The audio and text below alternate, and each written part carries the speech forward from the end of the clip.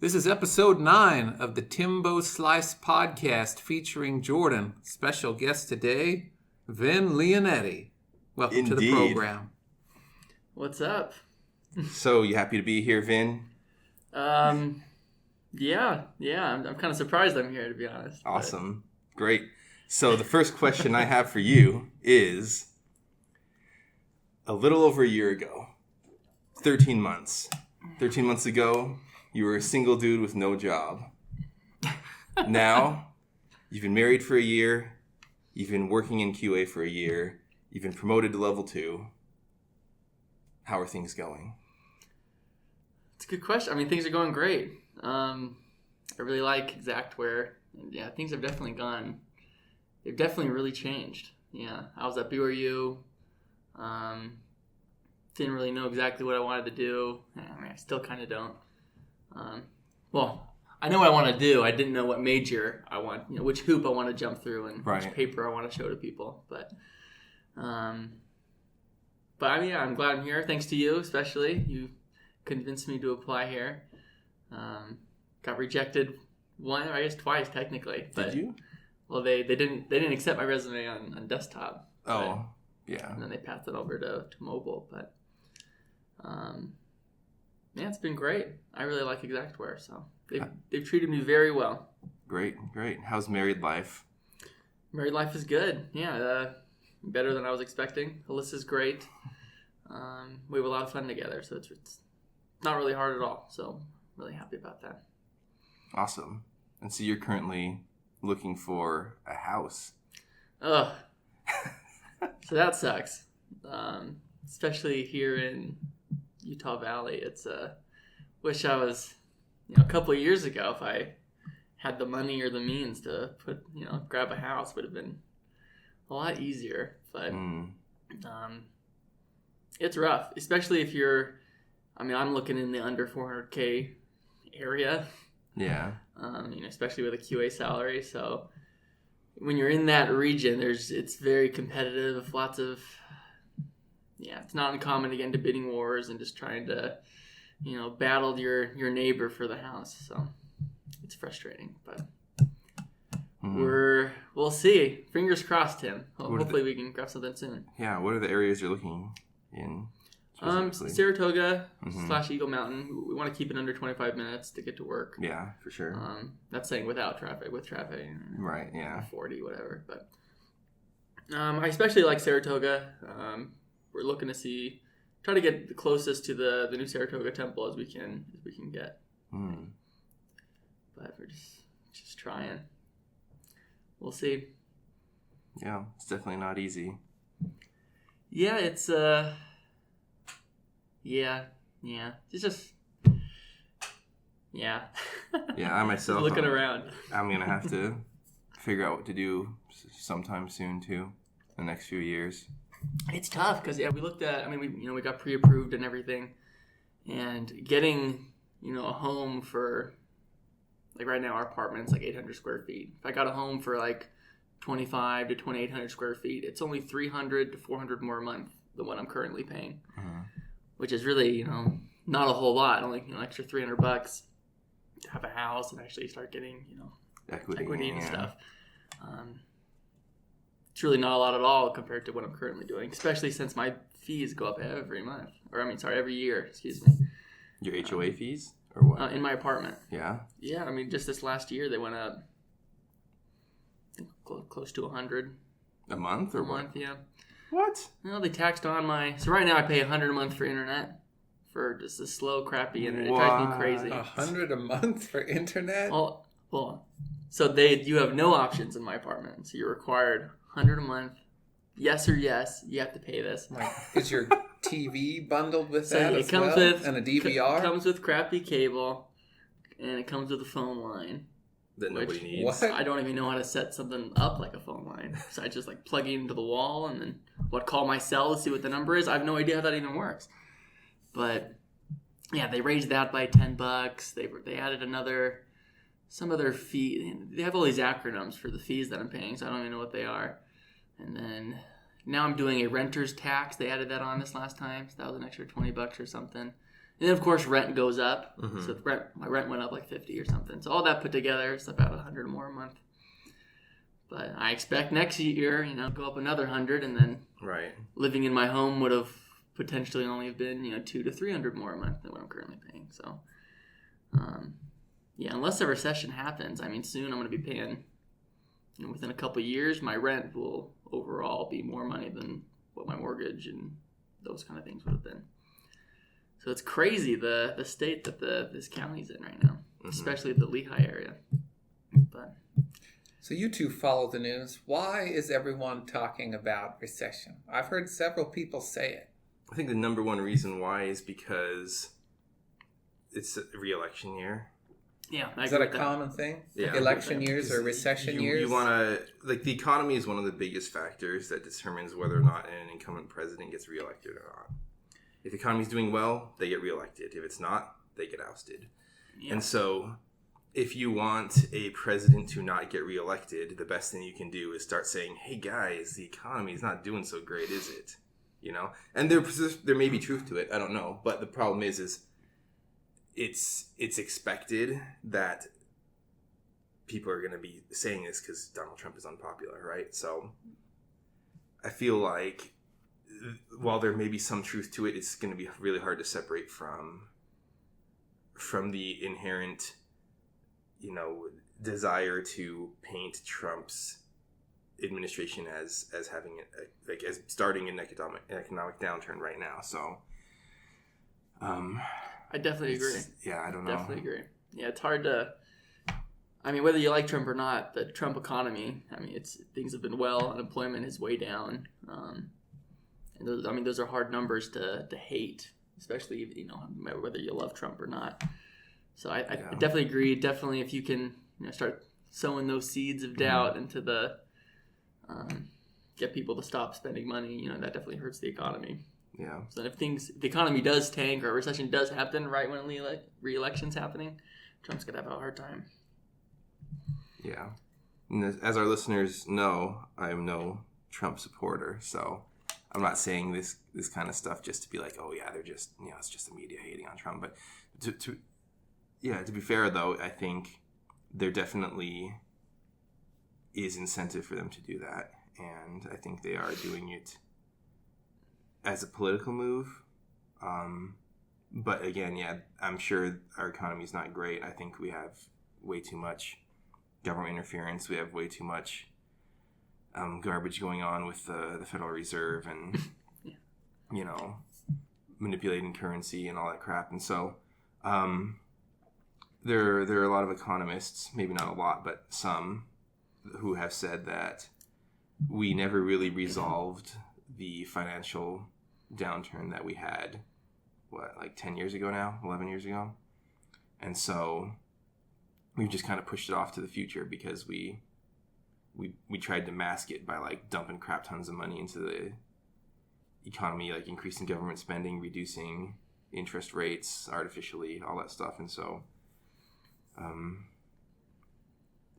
they could be right. I feel like what they've been saying is reasonable. So combine that with the fact that there's incentive to bash Trump's economic policy, and I think that there's probably some truth to it, and maybe some truth to the economy not being healthy. Does that make sense? So what would it take to reconcile with our financial economic past? What are the sins we've not yet paid for? I don't know. I think the main problem is the monetary policy we've had for a while encourages spending and discourages saving. Mm-hmm. And that creates bubbles. And when bubbles eventually have a reckoning, which they always end up having, then things go bad. Depending on how big they got, things can go from not so great to very, very bad. So I think that is the takeaway that I've gleaned from what I've heard people like Peter Schiff talk about. Peter Schiff, no T. No tea? No tea. Why not? I don't know. Okay, I guess there's no tea. He's a fiscal conservative, yeah. Teas cost extra. That's right. He does have 2 F's, though. But. Extravagant. Mm. So because our economy is based heavily on spending, and you can't spend forever, Right. there will eventually come a reckoning. Right. And because you get imbalanced between spending and saving, and the lending and all the stuff with the low interest rates has to be backed by savings. And so if nobody is incentivized to save, but everybody's incentivized to borrow, that's definitely true. then we over leverage everybody. And I think that's part of the reason why they say, like, people in our generation, like 3 out of 4 are over leveraged and carry credit card debt, and and are saddled with just tons and tons of debt. Yeah. That's just the American way now. The American dream is to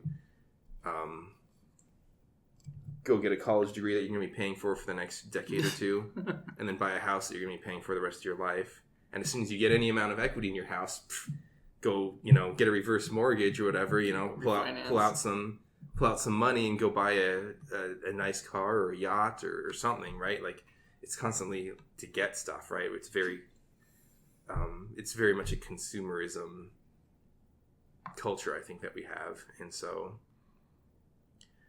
I think a lot of that is created by the environment that people find themselves in, right? If you're in an environment where you gain almost nothing from saving, and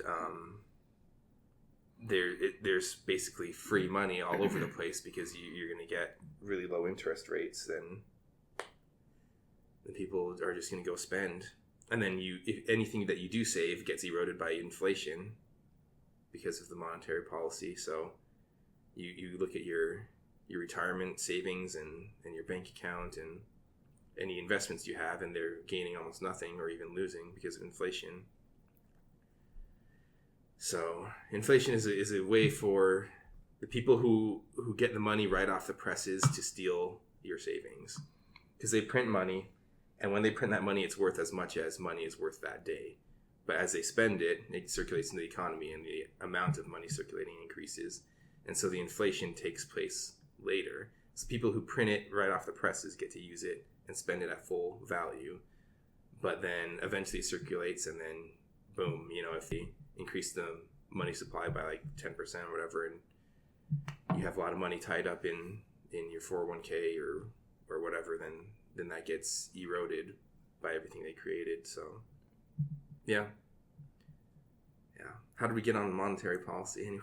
I don't know. You're definitely right, though. Ben was talking about housing, and he mentioned recession. Yeah, and I've heard several people saying, if there's a recession... That's what we were talking about, okay. Yeah. It is worrisome, though. Okay, you can get a house and put nothing down these days. Yeah. Yeah, my lender gave me an option for, if you make under 90K, which I do, you can, if you make under 90, and if you have to be in like a rural area, so Saratoga or Eagle Mountain, you can put zero down, and your rate would still be 3.7. Yeah, this is through the Department of Agriculture. Yeah, it's ridiculous. Why is the Department of Agriculture subsidizing home loans? We need more farmers, Tim. Apparently. That's why Ben is going to farm. Nothing down, 0 down, 3.7 as your rate. You are going to start a farm, right? No. In your yard? Have goats like Chris? A small farm, at least? Have you listened to Chris's podcast yet? No, I haven't. Dude, no. we talked about how he wants to have a farm with goats. Really? Little baby goats? Yeah. They're adorable. So. And some handsome cows. Yeah. Indeed. You have to check that out after. But yeah, the Department of Agricultural Loans, and they have the, what's the other one? I can't remember the acronym, but there's like the Fair Housing Act or something like that. FHA loan. Maybe I'm... Yep, I think that's the other one, where you can basically put like 1% down and... Yeah. I mean, it's cheaper to do a standard loan. Like if you have 5% to put down, it's a better option. But it's only better by a little bit. We're talking like less 100 or less a month more to... But the key thing here is not only are people getting interest rates lower than they probably normally would on a free market, but the amount of people who are in the market for homes increases. So demand increases because more people have it within their means. Like, get it for free. And when demand increases, prices go up.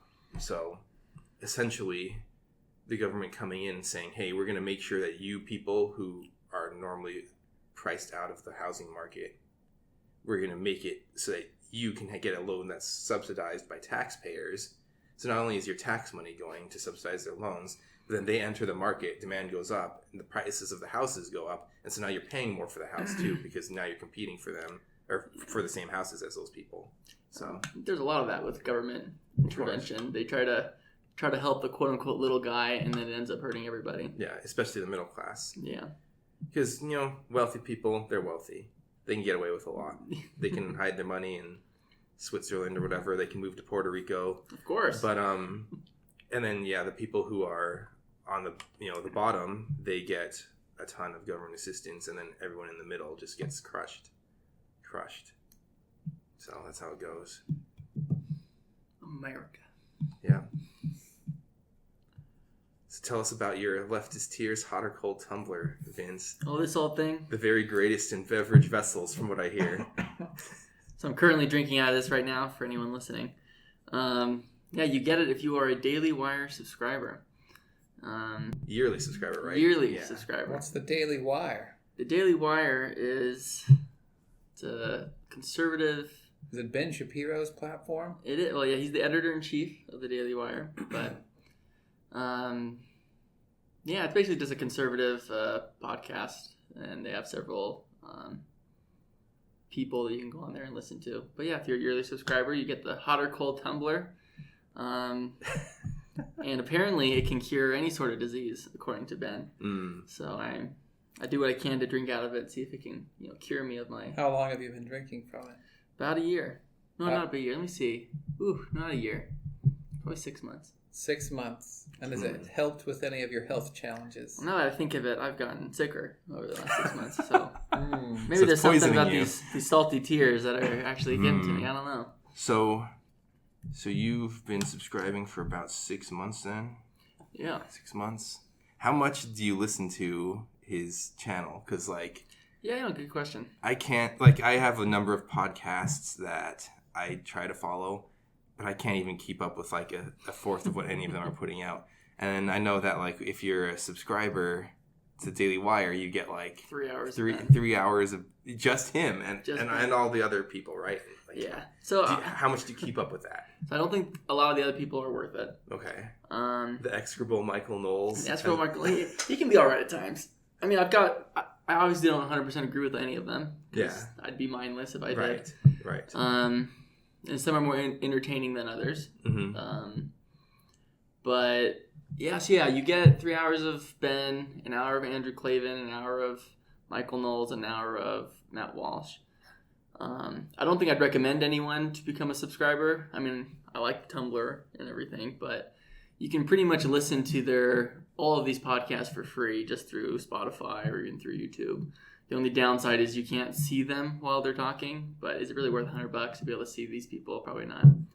But the Tumblr's worth But you get the $100. Tumblr, which apparently cures everything. So what do I do? I mean, I typically every day will do an hour of Ben. Mm-hmm. And then my wife and I become fans of Matt Walsh. We definitely do not agree with everything that he says, but he is very entertaining. He's become a comedian within the last year or so. He's very, very funny. Just kind of like real life humor, kind of similar to how Seinfeld kind of cracks a lot of his jokes with a clean, real life humor that's just really, really funny while he's talking about the news. So I appreciate that. It's a nice change of pace. But I mainly just listen to Ben and Matt. So what are some things that you disagree with Ben on? Oh, Ben. It's tough. So I'm stuck in the middle on a bunch of my views. I wouldn't say, there's a bunch of views, which I don't know if I could solidify and say yes, I'm on this side or I agree with this or not. What? You mean you're uncertain? I'm uncertain. There's no room for uncertainty I know. That's right. in our political landscape. There's no nuance, Jordan. You got to be a Republican or a Democrat. Yeah, I mean, Ben's kind of a conservative libertarian, a lot more on the right than in the middle, but he definitely has libertarian views. But yeah, it's tough. I mean, I understand the libertarian arguments for things and the conservative argument for things. Liberals and leftists, they're just crazy, so let's take those ideas out of the equation. But there's definitely an argument for those two things between, I guess, how conservatives and libertarians handle things.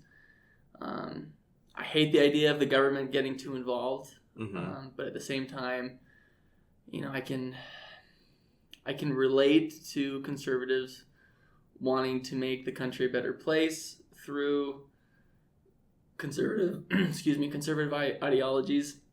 But at the same time, you got to be careful because, liberals think the same thing, trying to make the government a better place by getting the government involved. And it's very messy mush of circumstance, if that makes any sense. So where I disagree with Ben, where I disagree with him is where I'm uncertain. For example, the whole how a state should handle things like gay marriage. A conservative will say, ban it. Libertarian will say government shouldn't get involved, right? I'm not really sure where I stand on that. I'm not sure how I would vote on something like that. I don't like the idea of the government getting involved, especially in things like that. But I understand the conservative argument of trying to incentivize, this concept of this is what causes the most happiness in life. This is what's best for the economy, a family, man and a woman having kids. Because that's what's best for the country and the economy, we should incentivize it and kind of restrict it to more be like that. I understand them kind of making an argument like that. At the same time, I don't like the idea of the government getting involved in people's private relationships. So I really struggle with that one. So that's also further complicated by the fact that if you lean towards the government shouldn't be involved, like I do, and then the church comes out and says, we need you to, go knock on people's doors and tell them to vote against gay marriage, and this is a big crisis. We need to mobilize everybody. Like they did with, was it Proposition 8? Prop 8, yeah. 8 in California. Yeah. Yeah, and I didn't like that. Sure. So, you've got the further complication of the religious side of things coming out in favor of a political platform that you don't necessarily agree with, right? That's tricky. Sure. That makes it even more complicated, I think. Yeah, I hate the idea of the government getting involved, especially since, sure, the government can get involved it's easy to think that, I'd like the government to get involved for my issues, but not get involved for other people's issues on the other side of the aisle. And it's hypocritical, really. Right.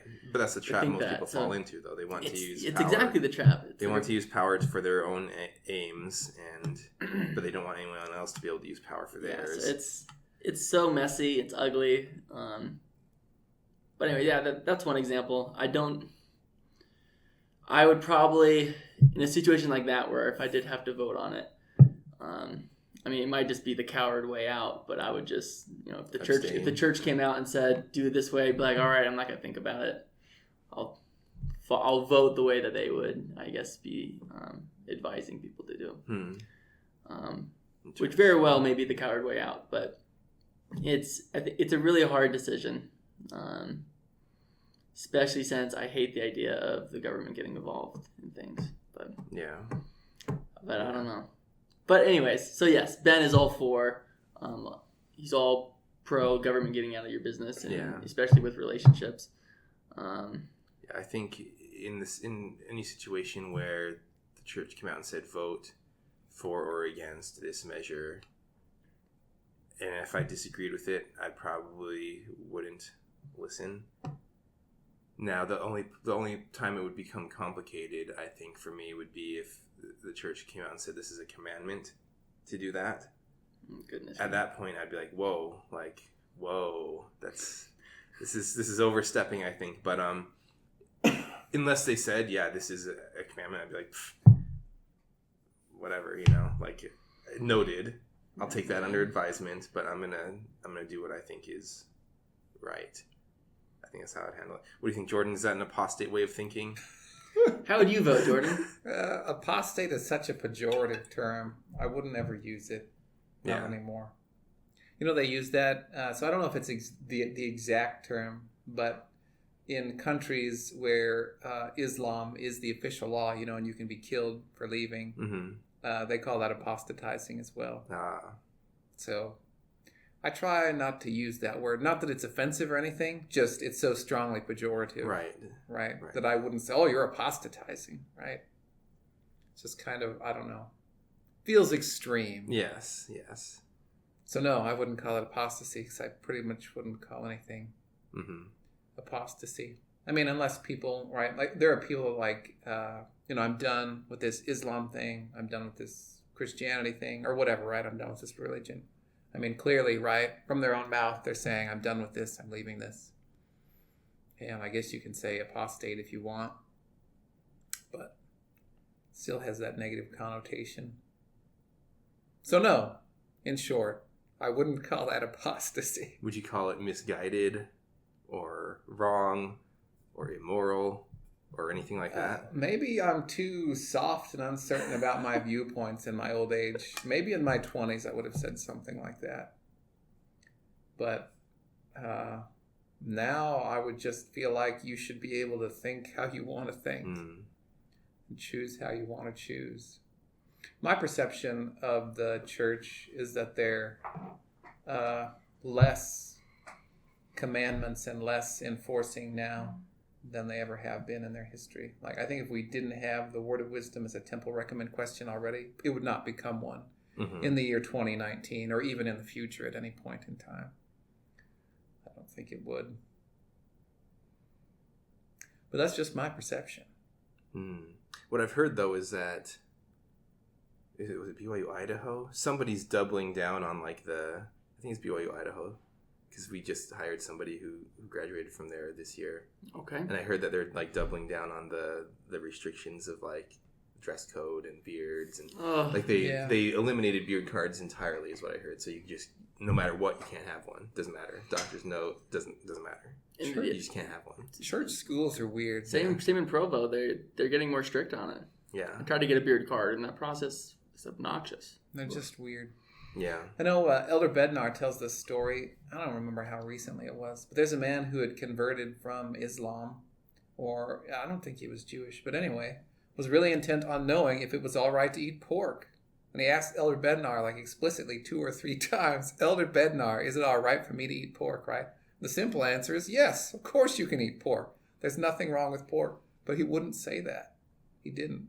He said, read the Doctrine and Covenants and pray about it. You'll get an answer. And then the guy did, and he was totally satisfied with the answer that he got from that process. So, in my mind, that's the church as a whole, and definitely not the church universities, because they're the opposite of that, right? It's Nazi Germany over there. They're going to prescribe the length of your shorts and junk. Yeah. We can't wear shorts at BYU Idaho. Yeah, well, and historically, right? No caffeinated drinks will be sold in the schools' eateries. Which is just embarrassing. Weird, right? That's like enforcing your own doctrine almost, right? Because caffeine is not proscribed in the Word of Wisdom. So for you to say there's not going to be any caffeine on our campus, it's kind of, you dictating your own revelations to all the students, right? Yeah. I can't expel you for drinking caffeine. Well, I'm sure not going to give it to you. Right. The standards for entering the temple are more lax than entering the testing center. That's right. It is is easier to get that's into really the funny. temple than the testing center. Yeah. It's ridiculous. One thing that I definitely disagree with Ben Shapiro on, I've been listening to him a little bit lately, is he is in favor of forced vaccinations, and I'm not okay with that. So his reasoning is that there are people who can't be vaccinated, and therefore they rely on herd immunity for protection, such as infants or people who have compromised immune systems or whatever. And so he says that it's that their health and life trumps your ability to choose whether or not you get vaccinated. And I can see the point he's making here, but at the same time, the idea that the government can forcibly inject you with a substance, It's hard. is hard. I just can't side with that. I can't get behind that. I just see too much potential for abuse there. Like, to set that precedent, to say, if the government deems something is for your own good or for the good of society, we can perform a medical procedure on you. That, I don't like that. Yeah. Feels heavy-handed. Yeah, I can't do it, Vince. I struggle with it. And that's another great example. I mean, because sure, someone being passive is hurting their neighbor, Mm-hmm. but at the same time, it's just such a slippery slope fallacy. But it's messy, to try to give the government that kind of power. I don't know. So I think, like, if you're pro let's immunize everybody, then take all that money that you would use on enforcing vaccinations and, just run a bunch of propaganda, right? You probably get more bang for your buck that way Maybe. than you would saying, See, it's like if you confront people, you must be vaccinated. Right. I don't think you're going to be as successful as saying, Well, of look at all course these not. celebrities that vaccinate their Right. kids. I vaccinated my kids and they all went to Harvard. Mm-hmm. See, that's the thing. Like, the obvious solution and the democratic solution is to convince people, persuasion, right? Yeah. If you think somebody ought to be doing something and it'd be better for the country, better for the community, whatever, if they did it, persuade them, educate them, persuade them, convince them to go to the government, which has a monopoly on force, and say, tell these people that they will be thrown into a cage or shot and killed if they do not comply. Like, why is that the first place that people tend to go? Why is that the first solution? Why isn't that the last resort, only used in cases where it's extremely necessary? Instead, it's like the first thing, oh, you know what? I really think people should do this. We should force that.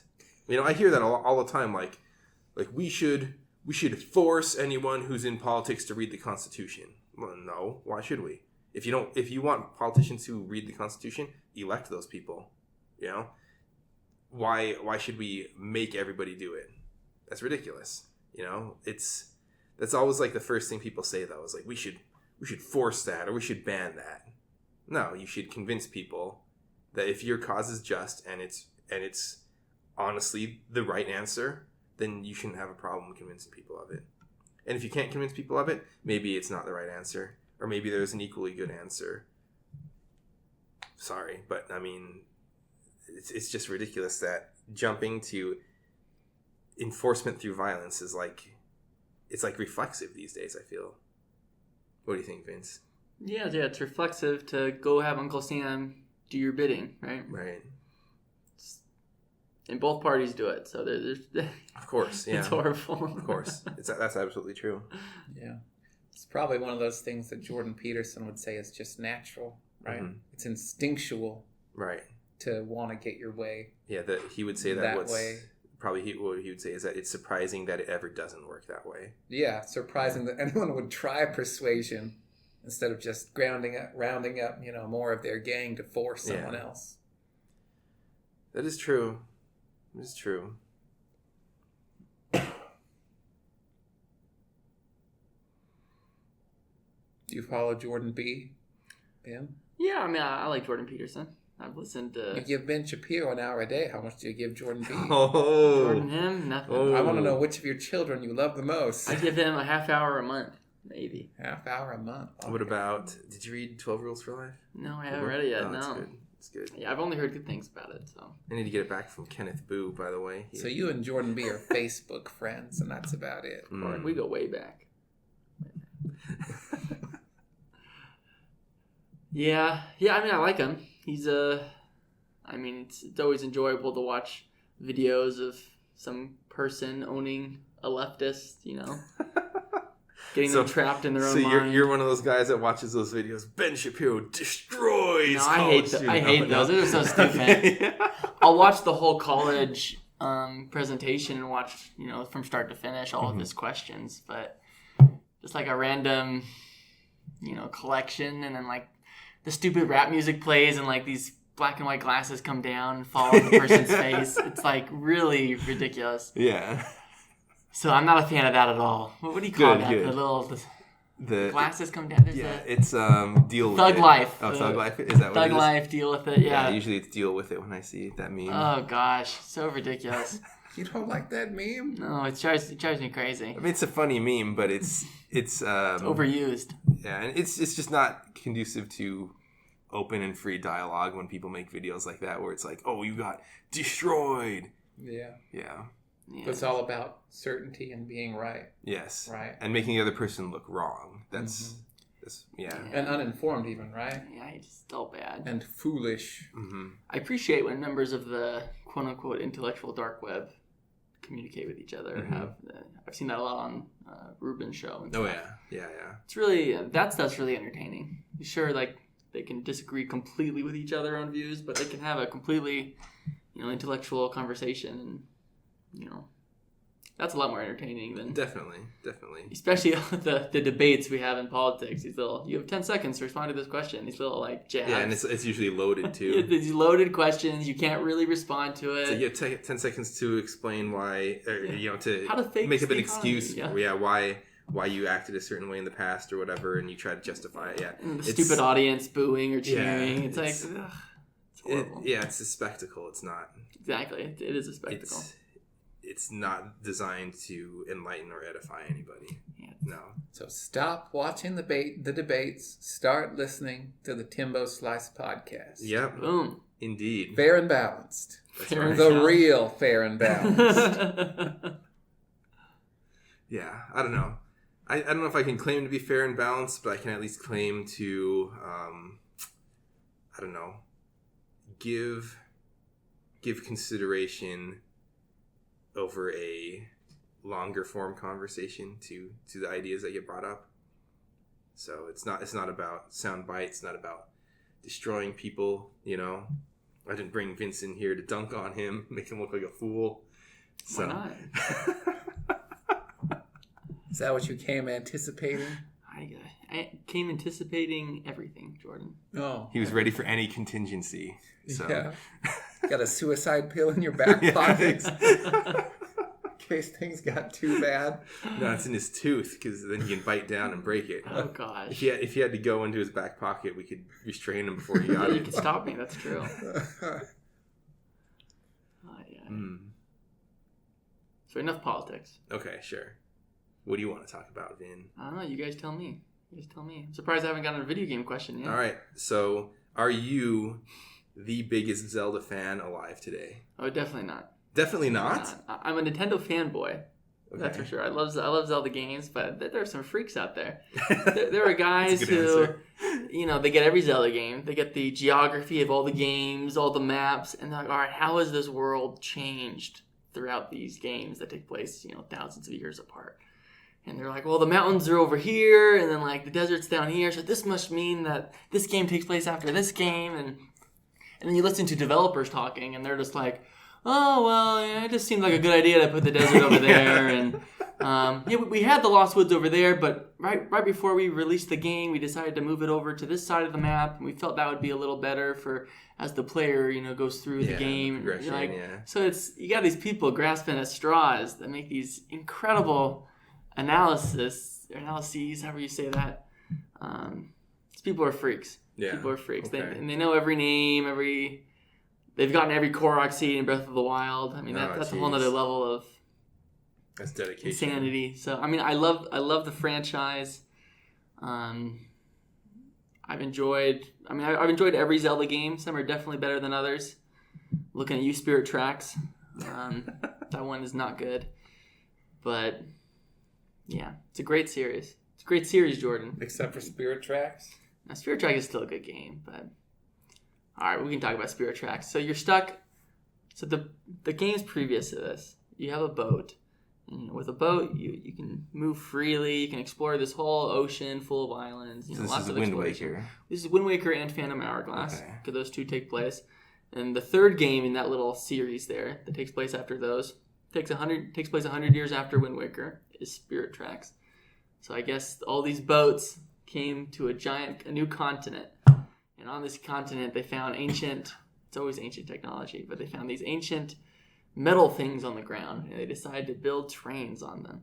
So in this game, instead of having the free roam of a boat, you're on a train the whole time. And as you can imagine, with a train, there's only straight. So you're just going one direction. You're following the track. And sometimes, cattle get in your way, and you have to slam on the brakes and honk your horn so that they move out. It's just, what is this? What happens if you hit the cows? I think you take damage or something. Oh, I don't remember. Oh, and then there's these escort quests in that game where there's traffic laws. So you got to slow down. This is the speed limit in this area. Slow down around this turn. What? Make sure to honk your horn here. And you're oof. So that's horrible. They managed to make an overworld, the worst overworld I've ever seen.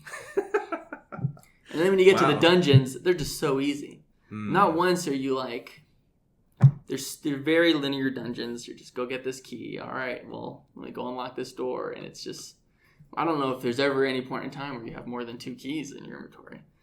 It's just so straightforward. Dungeons were too easy.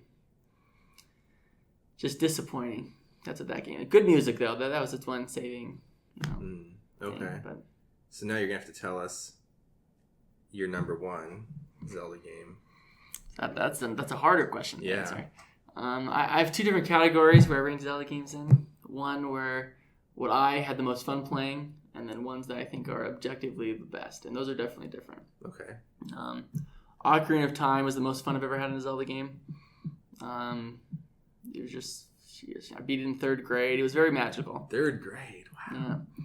I think I was playing it in 11th or 12th. I was in my 20s and I couldn't finish it. Well, I played this on the GameCube. Keep that in mind. Yeah, so did I. Yeah. Oh Wait, no. N64. N64 is when yeah. you would have beaten it. But yeah, I beat it on GameCube for the first time. But yeah, there's as a little 3rd grader, haven't caught on to that level of magic in a Zelda game since. Maybe I never will. But objectively speaking, the best Zelda game, objectively, I think Wind Waker is better than Ocarina of Time. It's more polished. We're talking about the remake for anyone listening, not the GameCube version. HD. We're talking about the Wii U version. I got to make sure we specify that. You're so totally going to get flamed in the I comments. know. You imagine the comments. How dare you? Wind Waker? Who are you? You, sir, are not a Christian. But yeah, objectively speaking, I think the 3 best are probably Breath of the Wild, A Link to the Past, or Wind Waker. Probably the 3 best. So how does Link to the Past stack up to Link Between Worlds? Isn't Link Between Worlds supposed to be like a newer, better version of Link to the Past, or no? You played A Link Between Worlds? I have not yet. So, minor spoiler. My beef for the Link Between Worlds is that you can just get every item right at the beginning, basically. So you start your adventure, and then this really cool character that you learn more about later on, but at first he strikes you as a weirdo. This guy decides to use your home because you're on an adventure and you're not using it anymore as a shop. And you go there and he just has every item for sale. Or he has it's this weird trading system. You can take one item with you at once, but you can pretty much get a bunch of items right off the bat. And it just, for me, that kind of ruined the magic of acquiring them as you go. Yeah, the I mean, progression. you eventually get all of them at once, but just being able to swap them around was just really weird to me. Mm-hmm. But it's a good game. Interesting. It's on my list, my to-do list. You should be ashamed of yourself. You Just, should have played that my already. to-do list is just enormous, Vince. Enormous. You too, Jordan. Have you played Breath of the Wild yet? Of course not. No, yes. No. Don't show up to work on Monday. Just go straight. Play Breath of the just Wild. go home, play Breath of the Wild. Go to Walmart and just use their demo or something. I've Just had a camp lot there. of fun with Zelda games. I liked Wind Waker the best of any It's a that good one. I've played. And one thing that I still remember, right, you forget a lot about games, was the ending. You fight Ganon, and then you stick your sword into his head. Yeah, it's pretty epic. Do any of the other Zelda games end that way? Ocarina of Time, you stick it into his chest. Yeah. All right. It has to do with sealing him away. But no, in his head, no. That was surprisingly violent for that cartoon. Yeah. This bloodless game ends with the last scene. You just shove it right into his face. But yeah, you always seal him away one way or another. But normally you just stab him in the chest and then you go. So maybe the final battles in all the games are really good. Like the thing I liked about Wind Waker, and I didn't. So I finished. I'm pretty sure I finished Link to the Past. I don't remember the final boss battle. Never finished Zelda 2. Man, that's a freaking hard game. I love that game. So hard. It's the hardest Zelda by far. Yeah, and then number 1 as well. Like the feeling of fighting Ganon in Wind Waker is that of being totally outgunned, right? Like you are good with a sword, but if you just try and run up and attack him, he totally owns you, right? Mm-hmm. You got to be super strategic, and Zelda has to help you to defeat him. Yeah, you double team him. Because you really are just some little kid, right, with a sword. Yeah. So however good you are with that, this wizard guy is 10 times better than you, right? Mm-hmm. And you totally got that feeling of Ganon being like this Darth Vader character of, if you just try and muscle him, there's no way you're going to win. Mm-hmm. He's just going to smack you down. So that's the thing I really liked about the end of Wind Waker, right? It's like Ganon really felt like this big, powerful, dark force.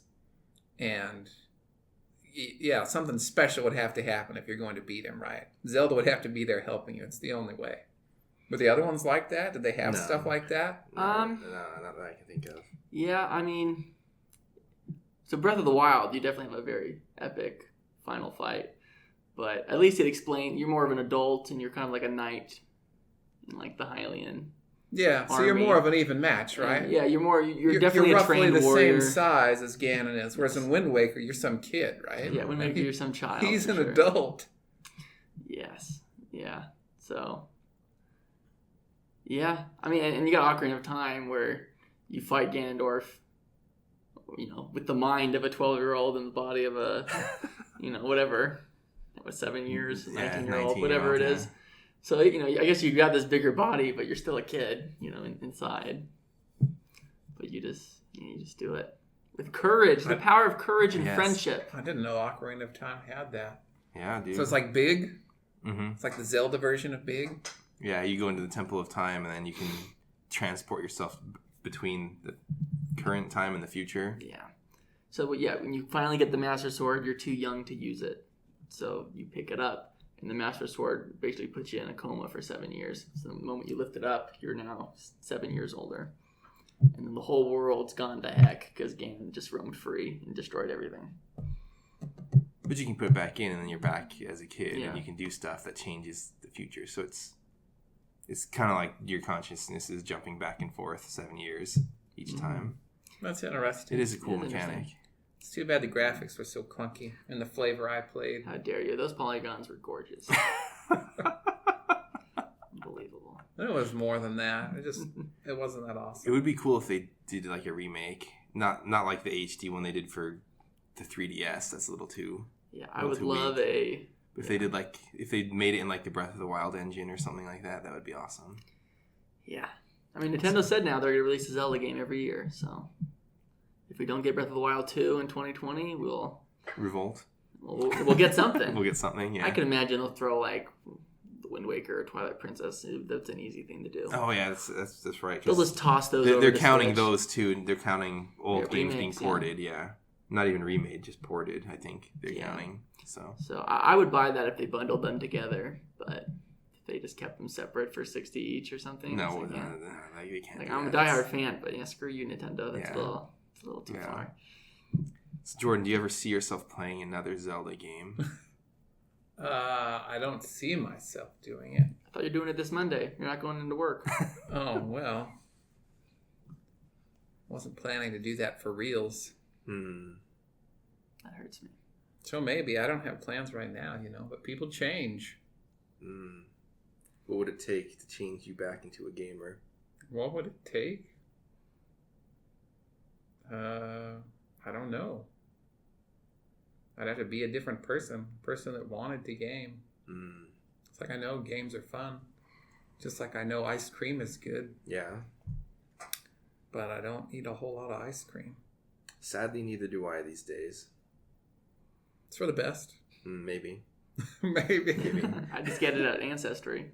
I guess that's frozen yogurt, but Yeah, oh, is it frozen yogurt? yeah. Hmm. Maybe it's At ice least cream. it's healthier. I don't know. I don't know. Tabletop games are fun. Yeah, they are. They are. Yeah. I play those mostly for the social aspect. I play foosball almost every day at my new job. Maybe we should get Jordan to replace. Yeah, what the crap? You Chris. play tabletop games? Maybe we. We're like begging Chris to like finish Pandemic Legacy Season 2 with us, and he won't do it. Yeah, I play with you guys. The problem is Oh, you probably. it depends on how late you want to stay up on the weekend. That's I don't true. want to stay up late. Let's get up early Not instead. too late, man. It'd be like 3 a.m. or something. 3 a.m. Not too late. It's going to cross over into the next even day. with a little Chris, bit. we tried to be done by like 1 a.m. So, How about midnight? If you were done by midnight, could you do it? Yeah, sure.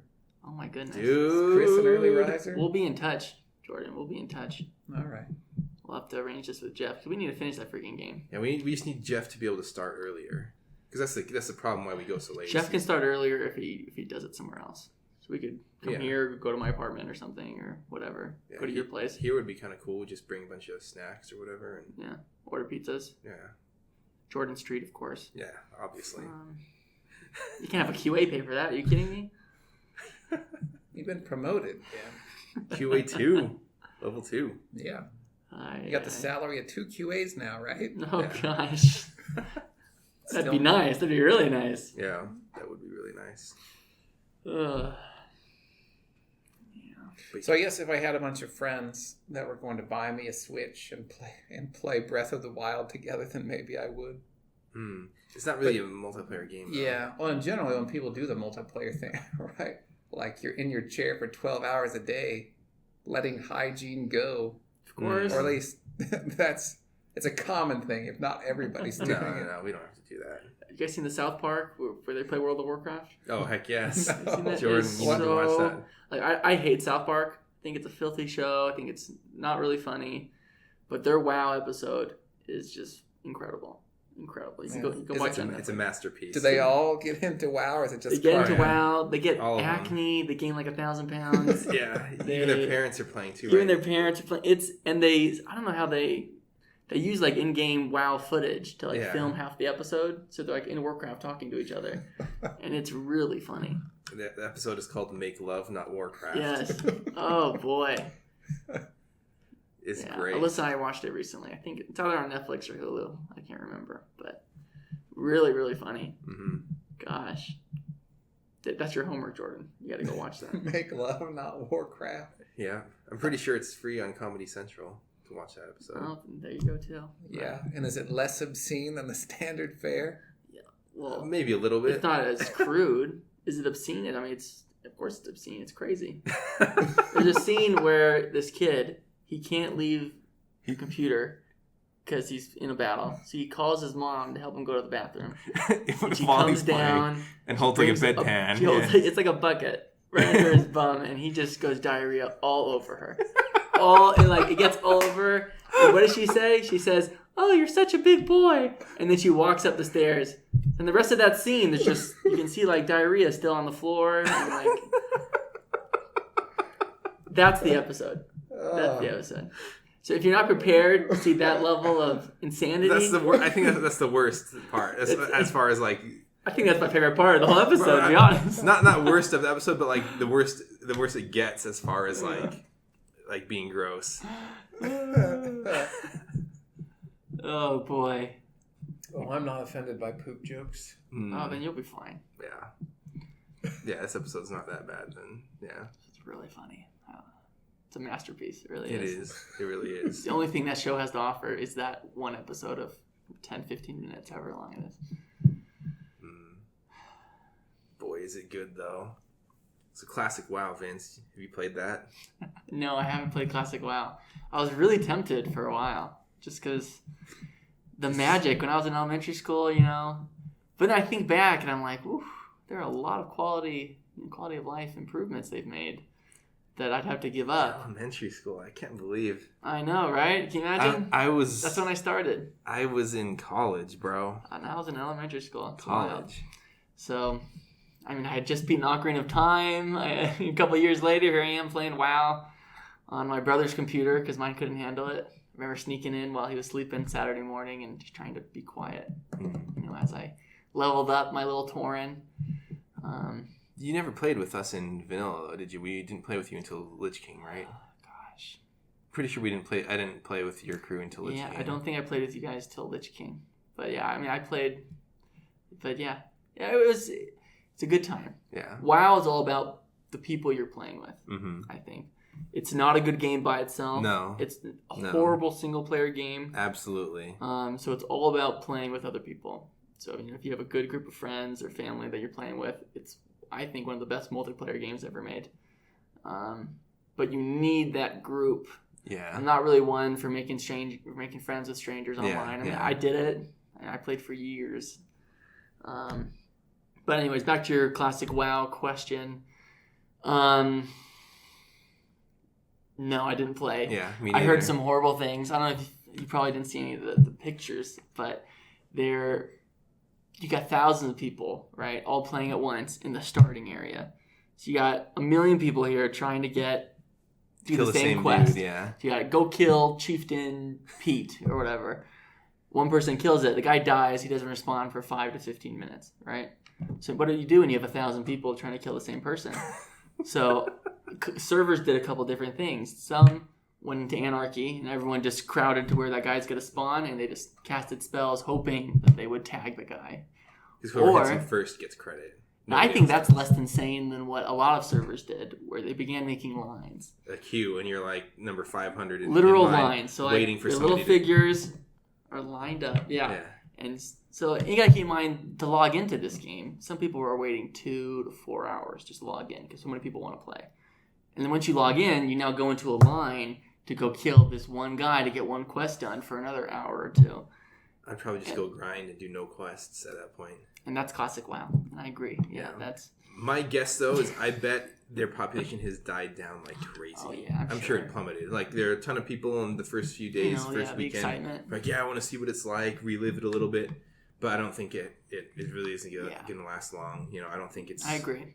I don't think it's going to hold very many people's attention for a long time. And I don't think Blizzard miscalculated the amount of servers they need. I mean, the worst thing they could have done is to make 30 servers for everyone to go in, and then after a month, we now have to condense and combine all these servers down to 10. I think that would have been a bigger mistake on their part. I don't know. They probably would have kept more people though if they did, just because I'm sure the experience was awful for the people who did get in, and who did play the first week. I think these same people are happy that they experienced it. They're still going to be like. They can be like, I played Classic WoW opening day, and I experienced the line. It was so funny. I waited 5 hours to log in. I waited 5 hours to log in. And you got Dexton here. He logs in a couple hours before he leaves for work. He'll use a TeamViewer on his phone and then go to his computer and log himself in. So he's doing Classic WoW? Yeah, so he gets himself in the queue and then keeps working for a couple hours, and then when he gets home, he's almost logged in, and then he can play. Wow. You ever play WoW, Jordan? No, I've never played WoW. My brother's played. Well, next time we get back in, if we ever do, Vince, we'll have to invite Jordan. I don't know if I ever can. Man, I don't know either, yeah. I enjoy the competitive nature of WoW, but for me to have the most fun in WoW, I have to play 20 to 30 hours a week, which is just the nature of endgame World of Warcraft. And if you're not doing 20 to 30 hours a week, then why am I even playing? Yeah. So it's... I hate the fact that they do that too. You got your daily quest you got to do every day. You got your weekly quest you got to do every week. It's literally a second job, and then you get like 5 or 10 hours of fun, and then the rest of the 20 hours is grinding and okay, I gotta go farm this dungeon 20 times and hope I get the loot and the guy. Hope I roll the highest roll to get the item if it does drop. Their systems are very poorly What designed. a disaster! They're not even subtle about the fact that they're designed to make you waste a bunch of time doing the same things over and over again. Not subtle at all. Dude. Not subtle. So repetitive. I love Battlegrounds in that game. I mean, I don't know how they would fix it. Battlegrounds revolve around the whole crowd control chain, basically, that happens. I don't know if you're familiar with that, but you're fighting someone, and let's say there's a healer. Everyone takes turn throwing their crowd control so the healer can't move. So like when it's the mage, you coordinate with your team. So the mage will turn him into a sheep Then when the sheet wears off, the warrior will stun him, and then this person will fear him. Yeah. This person will sleep him, and then so you try to chain together this thing so that the healer can't move for like 10 seconds, and then during that 10-second time, you're also trying to kill one of the guys so the healer can't heal someone. I find it a little obnoxious dealing with that. It's not really a fun Especially system. if you're a healer. No, yeah. If you're the healer, you're just frustrated. It's not a fun system. My biggest problem with Battlegrounds was always that let's say we'd start up WoW and we'd play. And we'd probably play for, say, 6 months. 6 months period, okay? So the first 4 months of us would be like getting up to maximum level, doing the quests, getting gear. Yeah. And then by the time we have the gear to actually hold our own in Battlegrounds, we're kind of done playing the game. So we spend the majority of our time just getting stomped by people who are like twice as strong as us. 10-year-olds who play 12 hours a day. Yes. So. I mean, I was one of those 10-year-olds. Yeah. So that's always frustrating to me, that the fact that gear is always a major factor. But yeah, in Classic WoW, I think because raiding was become such a bigger thing than I think it was in Classic WoW, I think it'll be disgusting, like Battlegrounds. You'll have all these, these people who are very familiar with raiding, who are familiar with Molten Core. They'll have full Molten Core gear, really soon, and then you'll have there's no PvP. They're going to Warsong Gulch and just one-shot you. The gear was not balanced at all. Yeah. It was balanced because no one did Molten Core, really. So, it wasn't much of a problem with gear discrepancies. But, I can't imagine that. Yeah. World of Warcraft. I was about to say you missed out, Jordan, but I'm not so sure about it. The more you think, it's a love-hate relationship. Yeah, it absolutely is. Definitely. Sometimes I hated that I was playing it, and then other times, just... Yeah. And when you eventually stop playing, it's both a feeling of relief and sadness at the same time, It's like I put in all this work, and we finally got here, and there's still more I want to do, but man, now I have... 20 hours a week back. Yeah, it's both a relief and a disappointment when eventually we quit. It's a time. You ever go and type /played on all your characters? No, I haven't. No? It's disturbing. It's disturbing whenever you do that. It tells you how many hours you've played on your account. I guess I have to say, sit down. Where I did it before the last time I quit, and it was gross. I was well over 300 days. Times that by 24, it's how many hours. But, a year in the world of Warcraft. Yeah, it's true. It's even worse because that's like awake. That's time I was awake. That's not time I was asleep. That's true. So you spend more than a year. Yeah, you spend more than that's what happens when you got a kid playing since elementary school. The hours add up fast, and those aren't like hours where I'm away from the keyboard either, because it logs you out if you don't touch it for 10 minutes. So those are that's pure playtime. World of Warcraft, folks. So there you have it, kids. We've got a lot of kids listening to this podcast right now. If you play enough video games, you will eventually regret a huge chunk of time you spent on video games. My brother only has one regret. He was grinding in one of the old Pokemon games. I think he got a bunch of Evolves of Eevee to level 100. Oh, that's awesome. I've always wanted to have a team like that. That's his one regret. His one video game regret is that he wasted all that time grinding. Yeah. To have all his level 100 EVs. So that's the one thing he'd go back in time and change. I do wish that game wasn't so grindy. You can beat the game so easily, and then you're like, you got a bunch of guys at level 60 or 70, but trying to get them to level 100 is it's not that bad if you just use the island in the latest game, Sun and Moon. You just put them in. Also, they improved that process? They automatically level up passively. Are there any penalties? No. Then there you go. They fixed it, Jordan. They fixed it. Send him to Pokemon Valhalla. That's right. Then I like that they did that. That sounds nice. It is very nice. A great quality of life improvement. You gonna get Pokemon Sword and Shield? Just about to ask you that. No. I have Sword pre-ordered. I'll definitely not get it for full price. I've struggled with the Pokemon games. They don't have the magic that they had when I was in like elementary school or junior high. It's because I don't think they've evolved that much as they should have. It's the same but formula. I'm hoping that now that they're on a full-fledged console, that they will have a lot of quality of life improvements, a lot of modernization, I hope mechanics. So. I mean, the games. I loved it as a kid. I got my little monster, leveled them up. Dragonite's the best Pokemon, by the way. Beat people in battle, steal Snorlax their money. is better. Snorlax. Steal their money. Yeah, you Yeah. just take people's. That's exactly what you do. Or they'll take yours when you lose. Yeah, beat them up. Exactly. Yeah, give me your money. Just what was it? Like a softened cockfighter? Yeah. But it lost its magic to me. It's just the same linear game. The formula, at least Zelda, the formula doesn't change too much, but they managed to make it different enough that it has a new magic, a new feel for each game. So it's still fun each time. Plus the formula to Zelda is pretty incredible. So it's even if they didn't change things, it's still a great game. Mm-hmm. Yeah.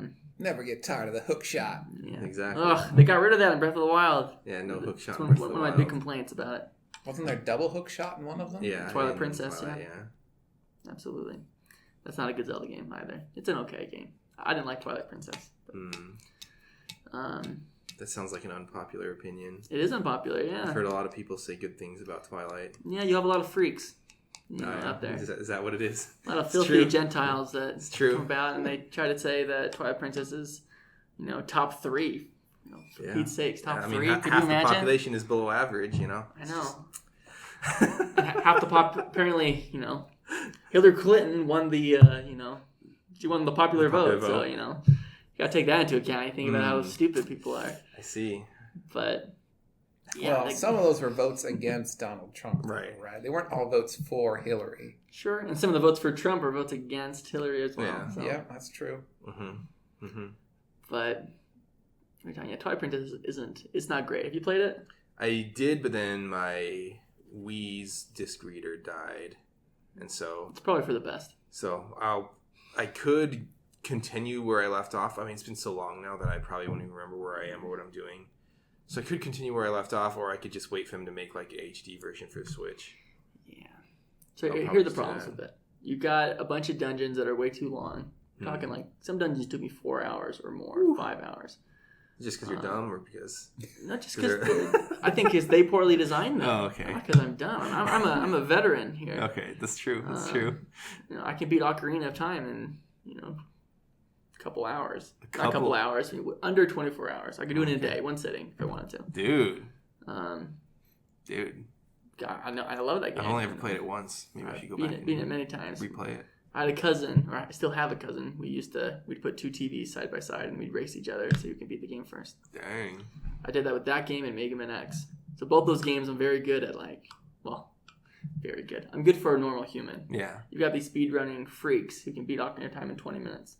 I'm not one of those guys. Literally 20 minutes. Well, don't they take advantage of the collision detection? Oh, and yeah. stuff? They glitch it. They glitch it. But they're still freaks. What are we talking about? It's Twilight Princess. Dungeons are way too long. Way too long. Way, way, way too long. The open world is... Gosh, it's very just open. Like there's a lot of it's riding your horse and there's nothing. Nothing. And it's just, the world's very boring. The wolf form is not exciting at all. Yeah, I wasn't a big fan. So the combat, there's a lot of combat that's required in the wolf form, and it's just not fun. And Midna's kind of annoying. I never really liked her. I actually like Midna. Yeah, you did. I think she's a good part about that. I didn't get far enough to really learn much about her. Maybe that's why. But and then lastly, I think the last fight is horrible in the game. Oh yeah. I think it's poorly designed. Doesn't really make a lot of sense. It's just a bad fight. It's a pathetic fighting Ganondorf like that. Didn't make any sense. He goes from giant pig back to human form, and then you have like a sword fight with him at the end. I'm like, go back to the giant pig. What are you doing? This little, you want to fight me as a human? Okay. It's just poorly designed. It just doesn't make sense. All right, can I spoil things here? No, okay, you're gonna play the game. Forget it. I'm not gonna spoil it. Fine, sure. The fight's no good. The fight doesn't make. You're playing the final fight. And you're like, well, that doesn't make any sense. Like, okay, I guess you're gonna do that. All right, that doesn't make any sense. But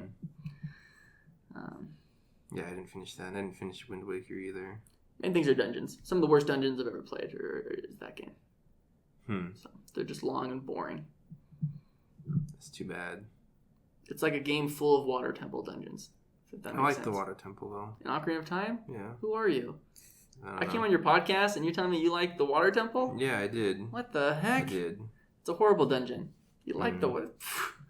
I like the water temple because I felt it was... I think I explained this to you before, but I felt it was one of the temples that made the most use of the fact that Zelda was now in a 3D world. Because you had the rising and lowering of water levels. And that is something that would not have been a type of puzzle they could really pull off in the old like isometric view of previous Zelda games.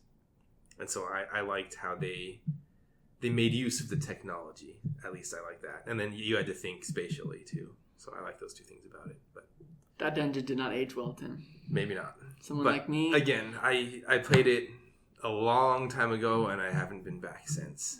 I played it once when I was in high school, beat the game, haven't revisited it. So my beef with that dungeon. There's 2 keys that they hid extremely well. And I mean, I know where they are now, so I could do the dungeon very quickly, but there's 2 keys that are just really stupid where they place them. Really stupid. That's the problem with that game. Or that dungeon. They're just trolling you. They trolled you, yeah, absolutely. With well-hidden keys. And that's the problem with the 3DS version. So that when you enter the rooms where those keys are, the camera does like this panning thing where it then like shows you where the chest is in the room. I was really disappointed when I loaded it up. I'm like, I know where it is. La, la, la. I go into the room and the camera's like, yeah, we know where it is too. It's right there. And I'm like, what? You just made this dungeon too easy. It's disappointing. Maybe, but I don't know. Hiding a chest though, that's not the type of difficulty I'm looking for, right? I'm looking for the difficulty of like how do you manipulate the water levels to get to where you need to go and to do the things you need to do in the right order. You know, I'm looking for that kind of a puzzle. I'm not looking for, we placed a chest in a location where the camera obscures it and it's just really annoying to find. Like, that's not the kind of difficulty I want anyway, so. That's what the water temple is. Okay, that's why it sucks. Okay, yeah. Yeah. You didn't miss out on that one, Jordan. Didn't miss out. Good thing I stopped when I did. Good thing you stopped. How far did you get? Do you remember? I think I'd been Adult Link once. Okay. That's like the most exciting part. I was terrified as a kid when that happened. I had no idea.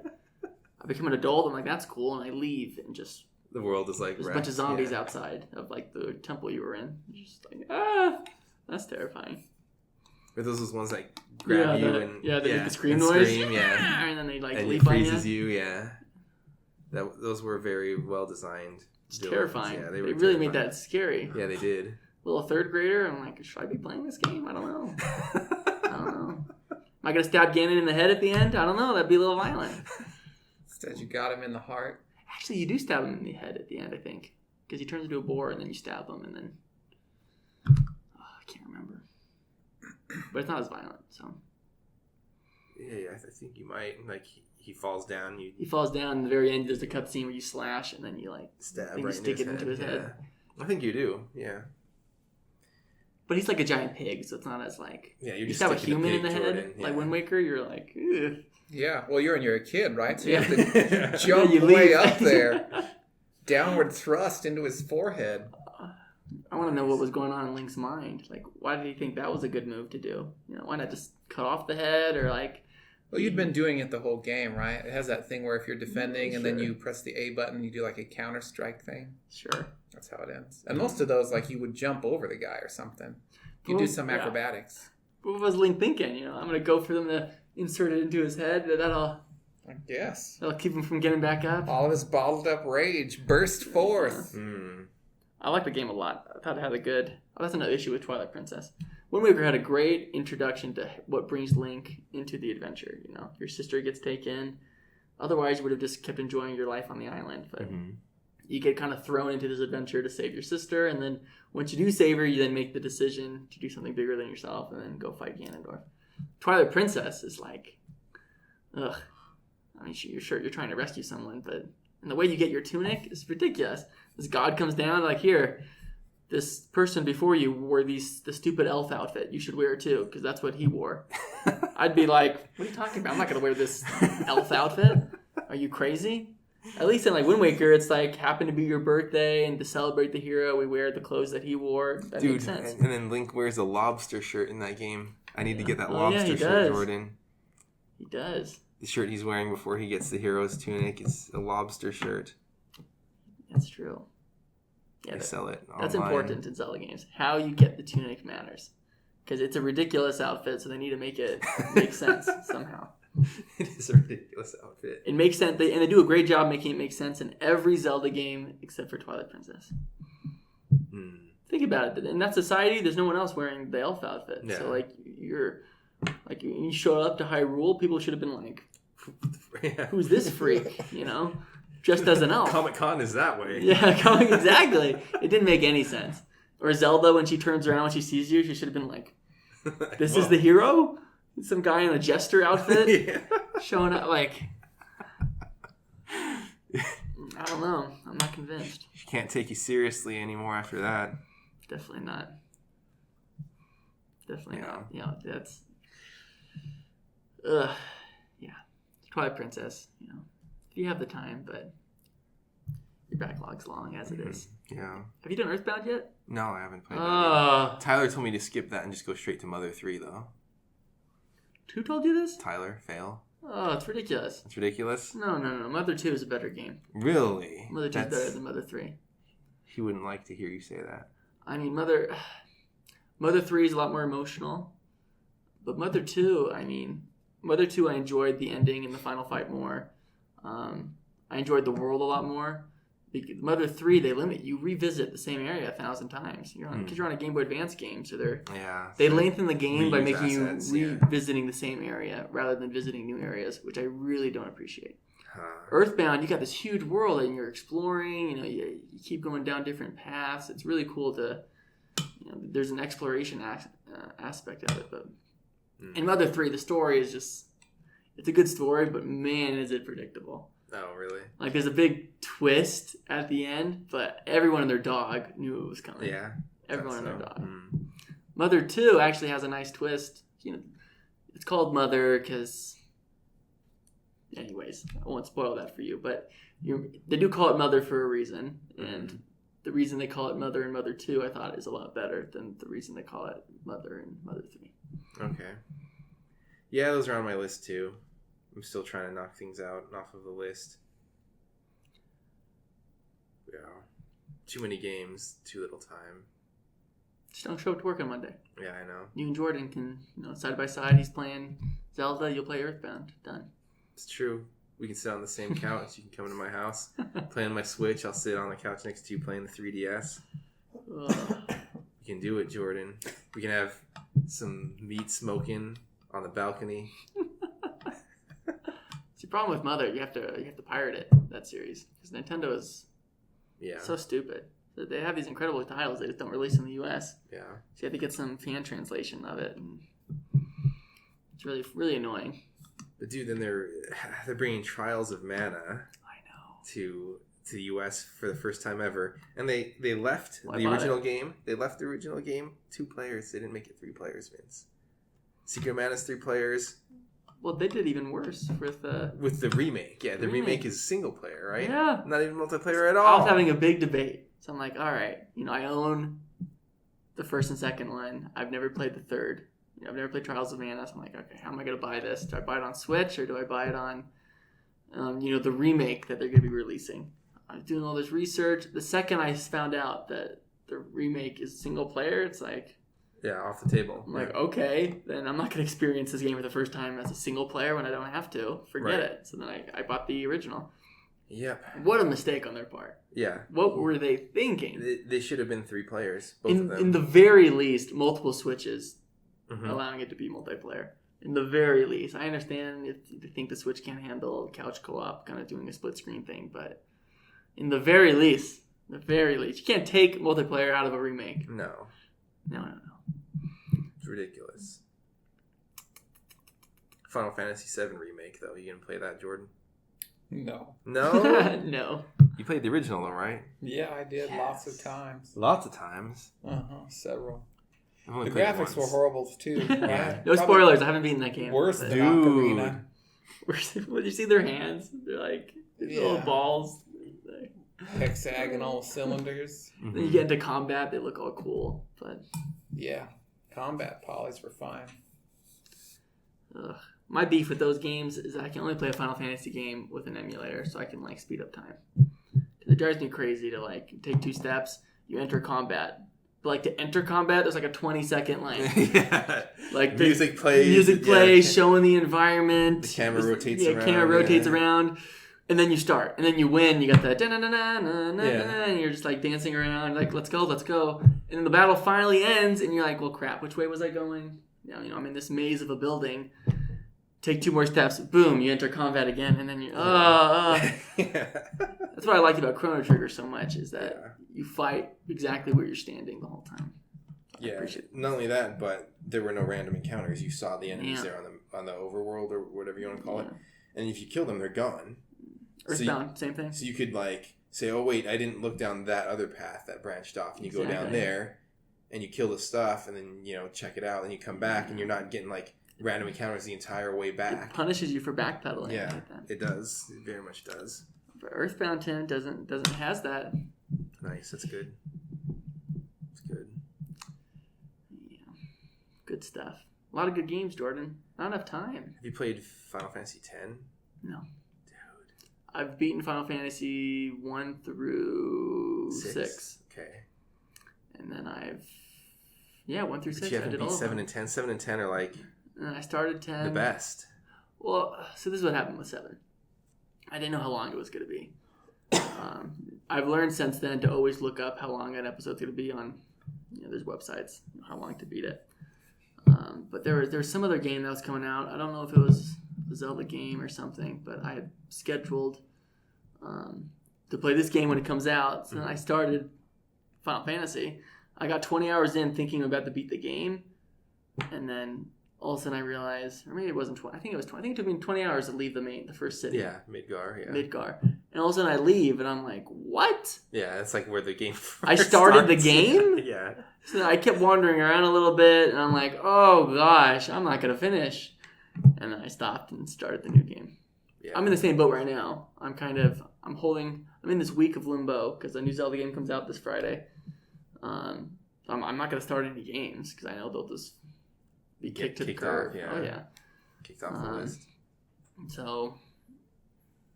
yeah, just waiting. What am I playing right now? I don't know. But Fallout New Vegas, man. I'm doing that. I'm doing a couple games right now Vegas. casually. Doing Yeah. Vegas, doing hard mode Ocarina of Time. Just when I feel like, I'll sit down It's and do hard it. mode. Master Quest. I'm not familiar with that. Is that actually a mode or is that just a way of Well, playing? it's a mode. It's Master Quest. They redo it. So all the dungeons are redone. And they make them all hard. What? And then you take double damage. If you do the 3DS version, they mirror the whole map, which is annoying. But Oh, so that is reversed from what you're used to. yeah, but so I would recommend just doing the GameCube version so that the only change is that every dungeon's different. So you get to the Deku Tree, and sure, like the architecture is the same, but like every room's different. There's different puzzles you're doing, and it's overall much harder. Dude, this sounds like the way I want to replay it. Yeah, I mean it's fun. It's hard. On one hand, I kind of would feel a little bit like I want to play how it was before for the nostalgia, but like playing it with the new Master mode. What do you call it? It's called Master Quest. That sounds even more interesting because then I'm not just replaying a game that I already knocked off the. It's hard to justify replaying a game that you've already crossed off your backlog when you have such a big backlog. Well, you're in a tough spot. So in order to do it on the 3DS version, you have to beat the game first, and then you unlock it. Mm. If you want to do it on the GameCube version, then you have to. Are there good GameCube emulators out there? Yeah, well, so if I were you, I would recommend. So there are good GameCube emulators, but you can basically get an N64 ROM that runs it. Okay, So, maybe I would. So I would just do an N64 emulator, or I could also just wait for it to be put out on the Switch. I'm sure they'll do it eventually. Eventually, Ocarina of Time will come. Yeah, so maybe I can just wait then. But the dungeons are hard, so that they no longer care about physics. So you'll just have like floating torches and like What? So they don't care how the dungeon looks. So sometimes you'll go into a room and it'll be messy. You're like, well, I don't know how to solve this. And you're like, okay, I gotta. So yeah, they don't care whether it makes sense with the physics of the world, how the puzzle looks. It's just sometimes puzzles are just wild. Interesting. You're trying to figure it out, but that's cool. And it's a lot. The combat's a lot harder. Like if you remember Ocarina of Time, the first boss is that big spider thing, and the spider drops those little eggs. Yeah. So those little egg monsters are throughout the entire dungeon in the Deku Tree right off the bat. So you're fighting hard monsters the whole time. Second dungeon, you're fighting those lizard swordsmen. Yeah. In other locations in the dungeon. They're just all in all a harder game. Interesting. So, Jordan, what time do you have to be at your? My party starts engagement? at 3. At 3? Yeah. Okay. So I'm just wondering, how much longer we have if we want to grab lunch before you leave, before you go to your party. Well, for as long as you fellas want to record. We don't have to eat. Thin is attractive. do you have any questions for me, Jordan? Questions for you. But you got to prepare yourself for the answer. Keep that in mind. Well, you can tell me the truth, whatever I ask. Once in a lifetime opportunity here. I'll tell you a version of the truth. How about that? All right.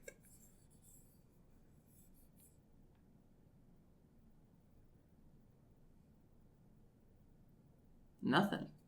All right. I'm boring anyways.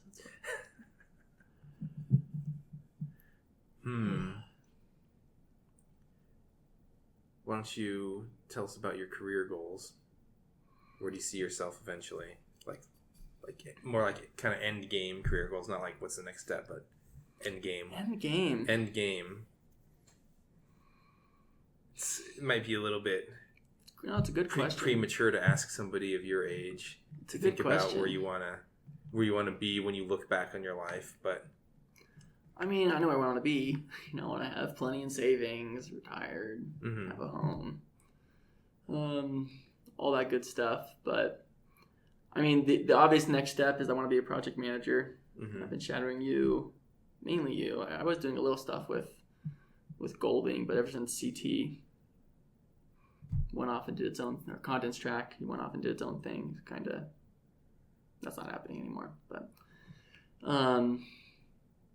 yeah, I mean, I want to be a project manager. I want a job that's a balance where I want to work with customers. I don't necessarily want to manage anybody. I like the idea of being a project manager though, because you're kind of managing a product rather than people, and then you still get to work with customers. But that sounds like a lot of fun to me. Yeah, I mean.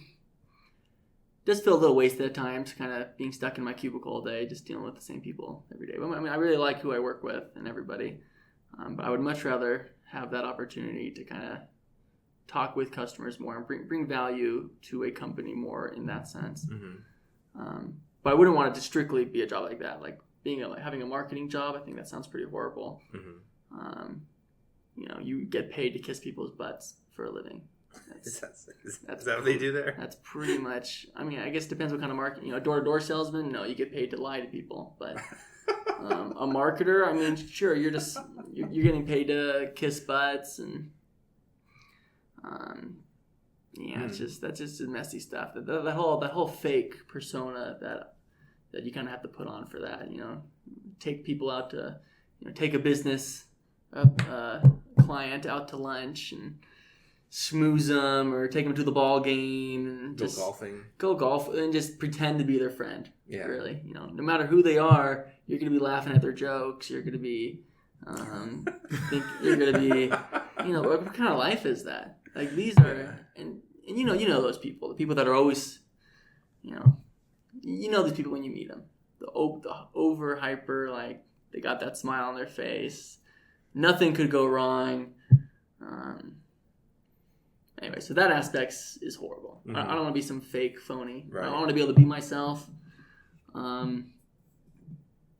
So I want a balance of that, and I do think it'd be fun to deal with customers in a job where I don't feel like I'm kissing their butts. Yeah. So do you see project management as a stepping stone to something else? Or do you see it as like you'd probably be fine doing that for an indefinite period of time? Or I mean, I imagine it would be a stepping stone to something else. I don't really have the personality or kind of mindset to kind of stay stationary in one thing for too long. Right. I'm always trying to improve myself, and I'm a really big planner and goal setter. Excuse me. So, I mean, yeah, sure, right now that's my goal in sight, to become a project manager and prepare myself and whatever's necessary to do that. But I imagine once I become a PM, I wouldn't be, I mean, I'm not going to be like, oh, I'm done, stationary. Now I can relax the rest of my life. I imagine that part of me, that goal setting mindset of me, won't go away. So I'll still, at that point, there'd be a new roadmap I'd have to set for myself, new goals I need to make, new ways I would need to strive to improve myself for the next best thing. What that next best thing is, I don't know what that is yet. But at least right now, I've got my eyes on project management. So that's good. Yeah, that's fair. I think it's hard to look much further in the future than that, right? Because that is a big step. It's a big jump for me. And the more steps out in the future you look, the less likely they are to stay part of your plan, I think. Because things change. Yeah. I mean, don't get me wrong. It is very important to have kind of those bigger goals out there. But you got to have then mini goals that lead you to the milestones. Yeah, you got to have those, the stepping stones. Because otherwise you're not going to get there. Right. Yeah.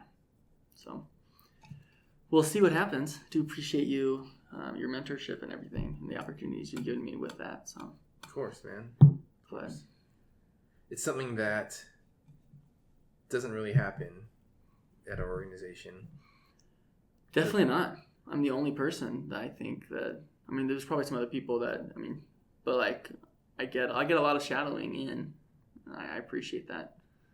Yeah, there are a lot of people in jobs that are trying to get into other jobs, and there's nothing to help them bridge the gap. So. Yeah, it's hard to find a mentor, and it's hard to find the training necessary to bridge that gap, for sure. Yeah. Even when you get the job, there's often no training. Yeah, I imagine that'd be the case. You see, I mean, you kind of saw that happen when you got the QA job. If you were to get a project management job, they'd just be like, okay, go do it. I'd be knocking on your door all the time, being like, Tim. So. You want me to estimate this thing, and I don't know. Yeah. My devs aren't giving me a clear answer, and I don't know how long it'll take.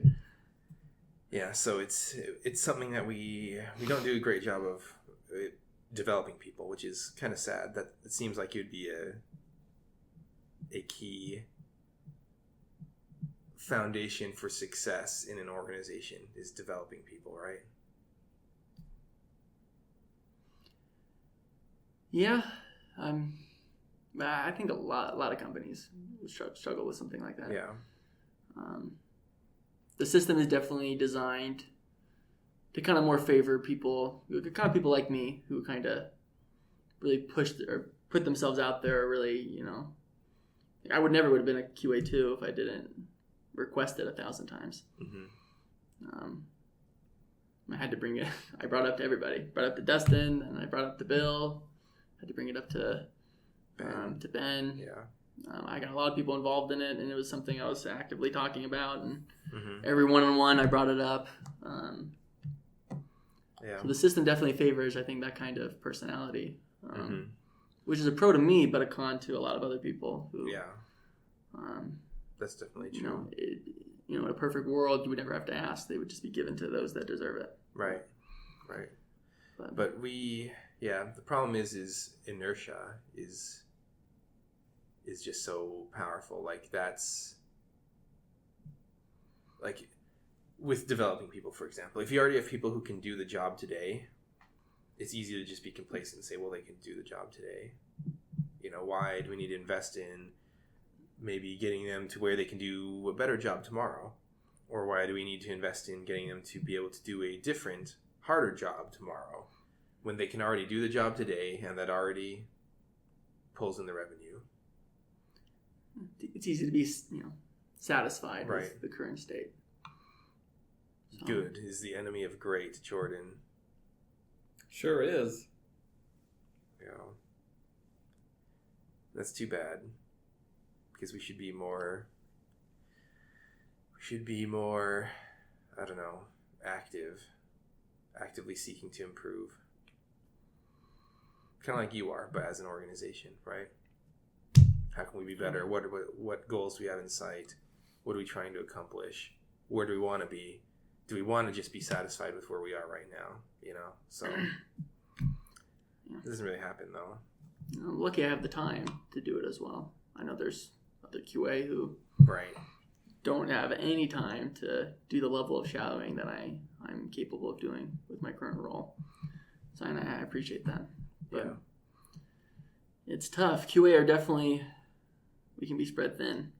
I got a taste of it without I'm training the new guy. But when we were just down to 3 QA, it was, man, I was so busy. Yeah. I was so spread. I had no time to do any sort of professional development. Forget about it. Yeah. There was just trying to do my job and not drown. But I imagine there are a lot of people at the company who probably feel like that 24/7. Yeah. And that's a shame. Mm-hmm. That's the tough state to be in, where you're, you just see your load just growing and growing and growing, and then you're like, well, it's gotten so big, I'll forget about doing this thing, thing.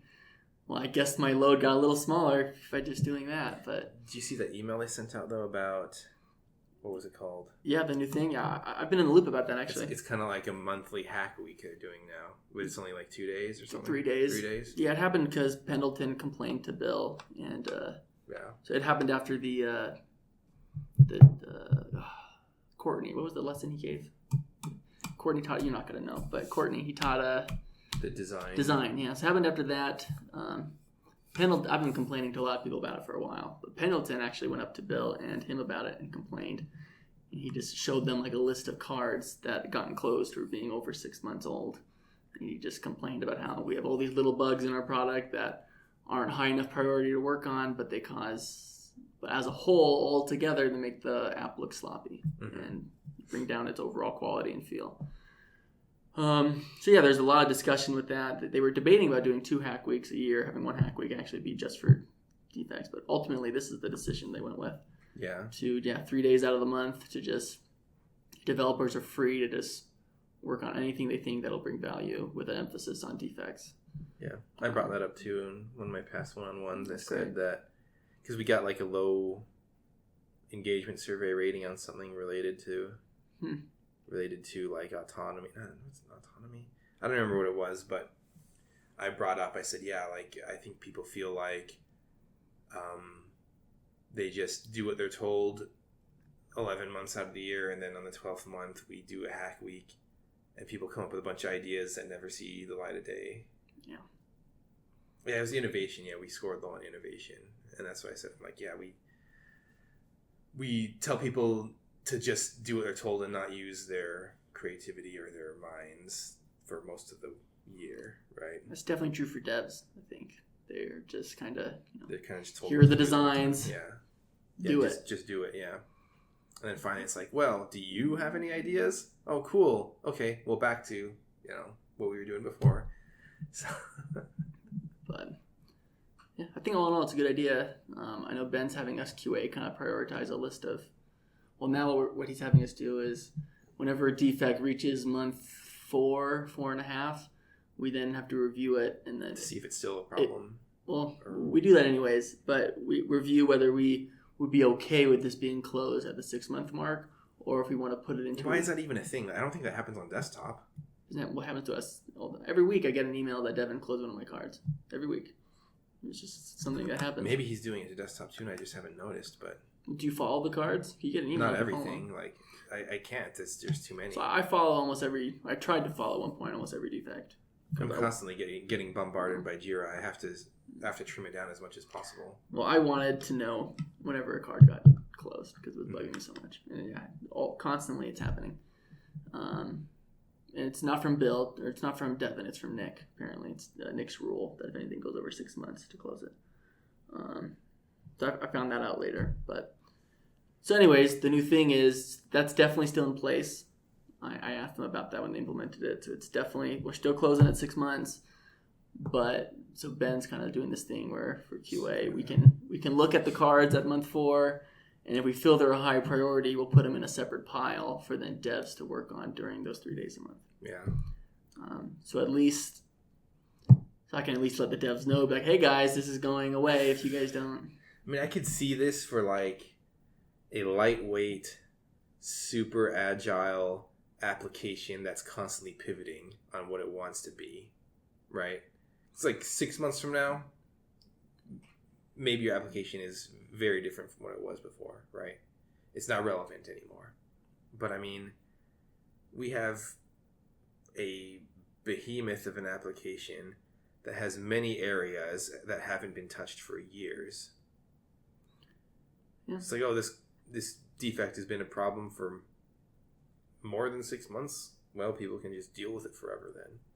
I just don't understand it. I don't understand Jordan. I mean, I hate it. I did ask them if it was a metrics thing because I was like, that's all it is, a metrics. No, they said no. They said what? Is this to keep the backlog lightweight? They said it's just to keep the backlog full of relevant cards, and it's not for showing that we only have X amount of defects. Like, I asked the point blank because it's like, this doesn't make any sense. Well, why don't we just keep them? Why are we still doing the 6 month thing? When I was here, people had charts of this many are new and this many are closed every month. They still have to report that too. Well, that exists. Like how many are logged and how many are closed? Yes, they report that every month to senior leadership. And come on. I mean, yeah. They could say that that's not the primary reason, but it's definitely a factor. Absolutely. It's absolutely a part of it, if not the main reason. Come on. So, does that include sub defects and stuff in that number? Probably. Gosh, we logged 1 million during JSON season. Yeah. What's JSON season? We switched our forms from XML to JSON, and it was a lot of stuff. Which is silly because JSON and XML are basically just different formats of storing the same data. It doesn't really. But apparently, customers really wanted it to be JSON. So. No, it's garbage. The customers don't care what we're using to architect it. Nobody knows. I was surprised the customer knows what that even means. Exactly. What XML or JSON means. What I've heard is that we're basically just trying to not duplicate effort. So one of the teams in the past took forms and converted them to JSON and did a bunch of work. And then we said, oh, look, they built some better stuff for forms, so we want to use it too. And in order to just import their code and reuse it, we have to convert our stuff to JSON.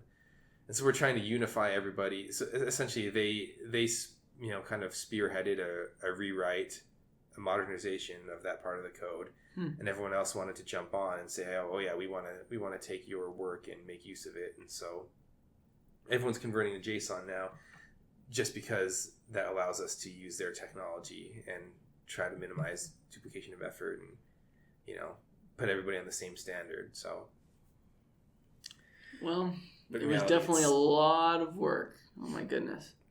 That month, the last month before we released, we had like 180 story points. We're normally like right around 180 to 120, but it was wild. Yeah. But, and you refer to it as JSON season now. Well, apparently every July there's always something horribly hard that hits mobile.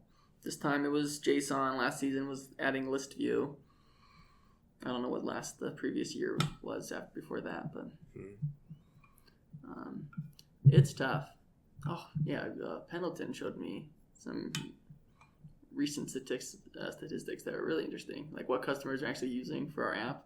Those are really disturbing things. So we did put all this work into adding super grouped items. Basically, all these things like to suggest like, oh, you did this kind of room with this type of velocity. These are the items that you probably want. And out of like it was like out of 100,000 items added, it was like 95,000 were added just the old way, just from searching it, and only 5,000 items were added with this thing that we've spent so much time. So much time, and there's so many bugs with it. We're constantly reworking this area of the app, but no one even uses it. It's disturbing. It could be no one touches it. Even it could be that it still is an improvement, but that people just are gonna be set in their ways, and over time it'll get more adoption. But it's hard to say. Yeah. It is hard to say. Yeah, they're hopeful that the new designs for the icons will increase people using it or something. The problem is that we're an analytics company that has almost no data. We don't know what our customers as a whole want, what they use, how they use our software, how often they use it. We don't know anything about that.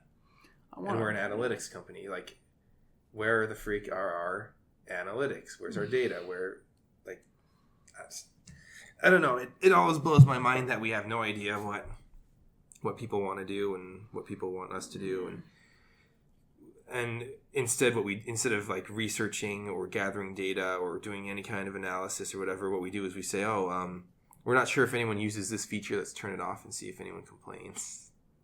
Let's pull it out. Yeah, we do that. Some people get upset when they hot fix to bring it back in. It's a very costly way of figuring out whether or not people think a feature is important. Turn it off and then hotfix after they complain. They happened with Contents Track, actually, several months ago. Yeah, we need data. We need analytics. We need. I thought that you kind of related statistics. To ride-alongs. I don't know why we don't do more of those. I'd love to go hang out with someone actually using Xactimate Mobile. And again, it's because of our velocity, though. Like we are constantly struggling to get everything done that needs to be done within the time frame that we're hoping to have it done, so, and with, like, for example, with this whole change so we had a meeting on the domain-driven design, Jordan, and they want to re-architect X1 and mobile to be domain-driven. So they want this application, current gen, that's out in production, being used by people, to be basically de-spaghettified, and they know that it's going to take years to do. And we have a next gen, what they're calling X2, kind of temporarily as a code name or whatever.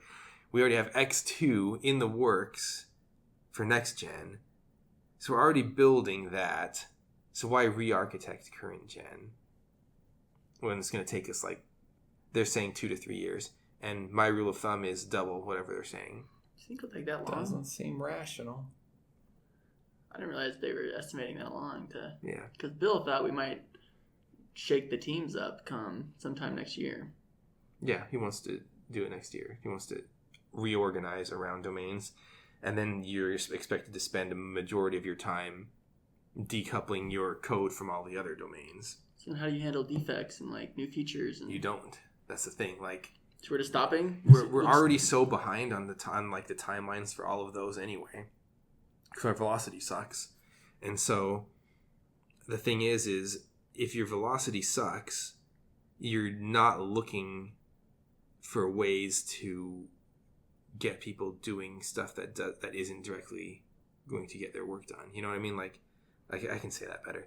Basically, a ride-along would be extracurricular, if that's the right word. It's not going to get cards on your board tested. Sure, It's not going to move. It's an investment in something else. And I think leadership is concerned about our velocity enough that they're not worrying too much about things like personal development or goals or ride-alongs. So, but yeah, like, it's going to be crazy, Jordan, trying to de-spaghettify the code, untangle everything in a production product without breaking it. Well, you just will break it. Oh, yeah, we will. That's the precedent, right?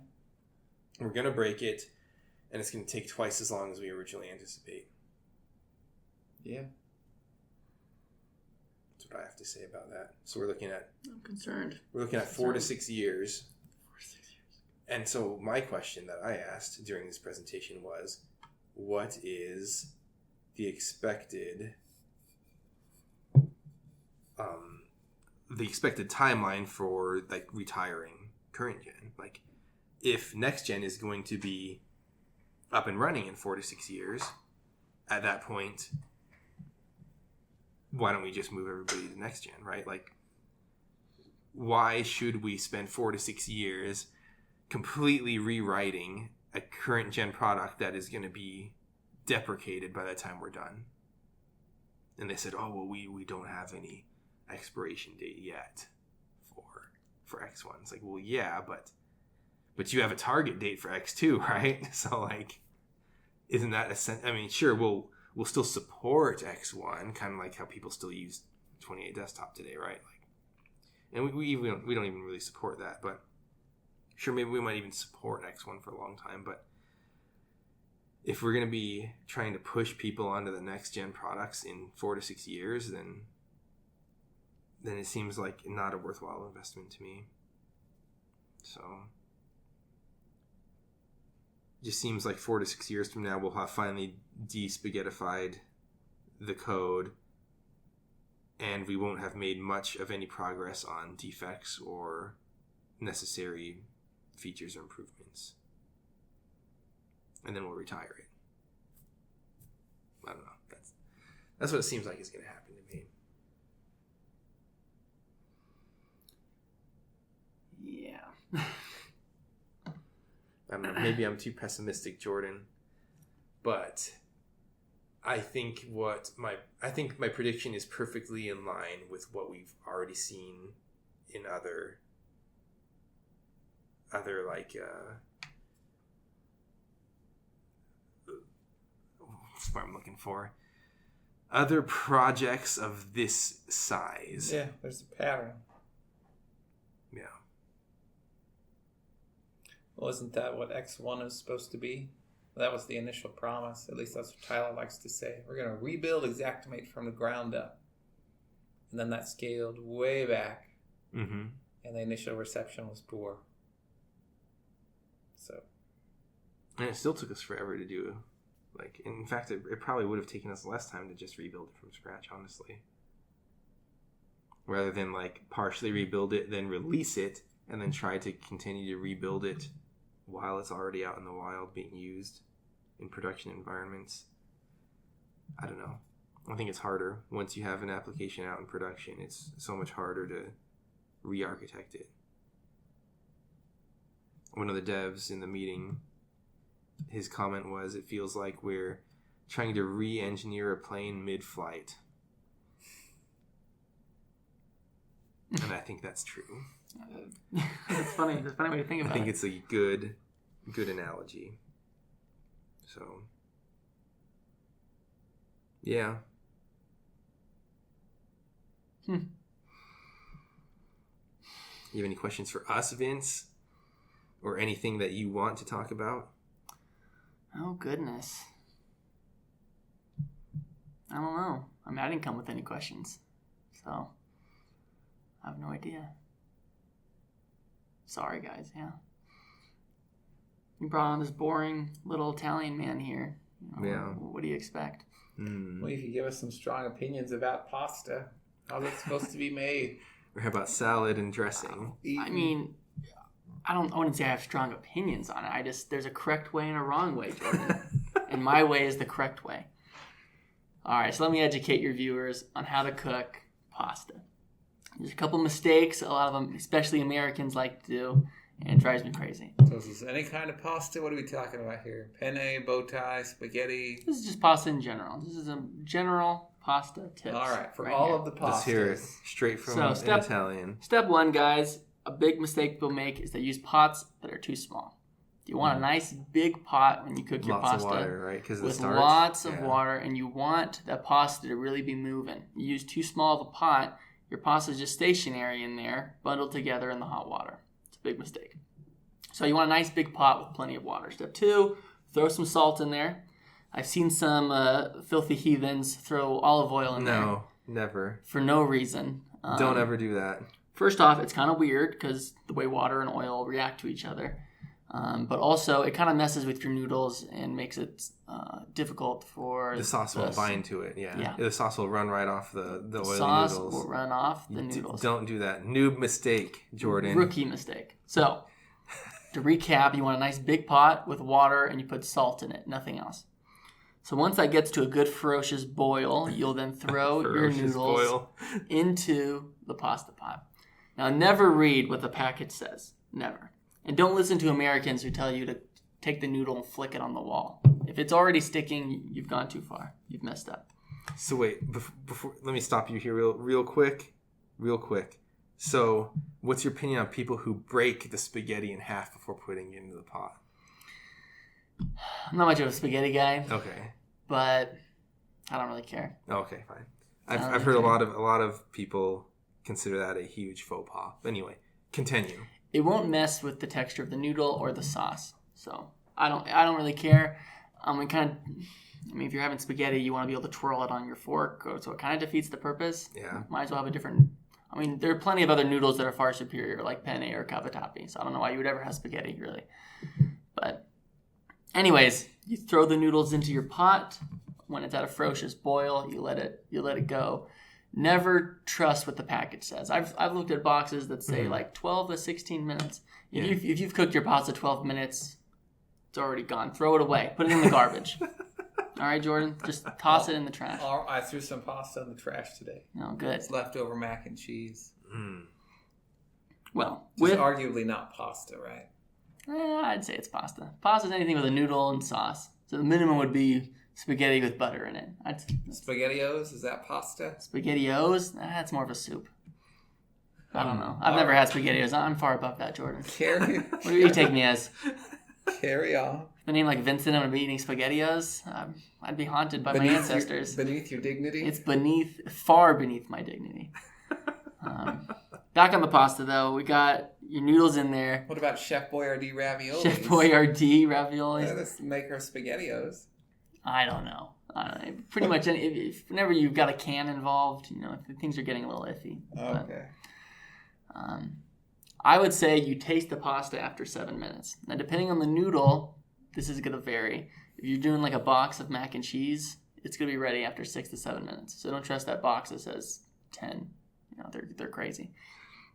And something to keep in mind is that when you taste the noodle, you want to take it off right before it tastes ready. Slightly before. If it tastes like, it still continues to cook. So if you taste it and you're like, this tastes like it's ready, you're already screwed. Throw out the pasta. Just throw it away and start over, Jordan. So wasteful, Vince. Well, just don't mess up and you're not wasteful.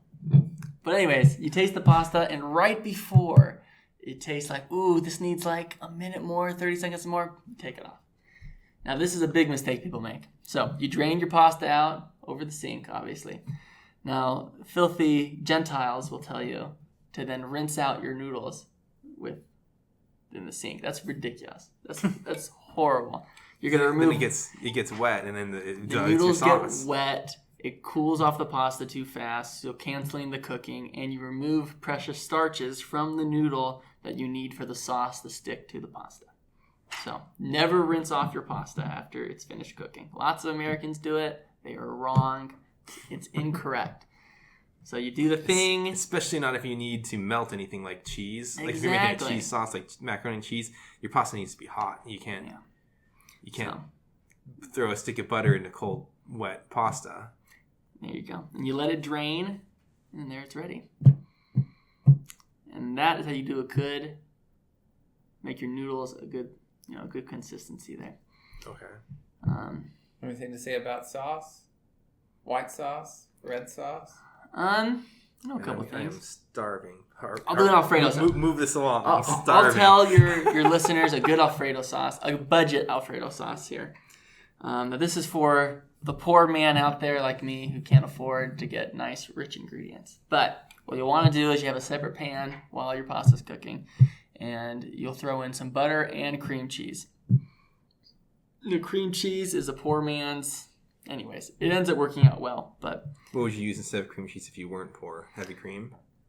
You're going to put heavy cream in this thing either way, but you're also doing cream Parmesan? Cheese. You're going to put Parmesan in it either way.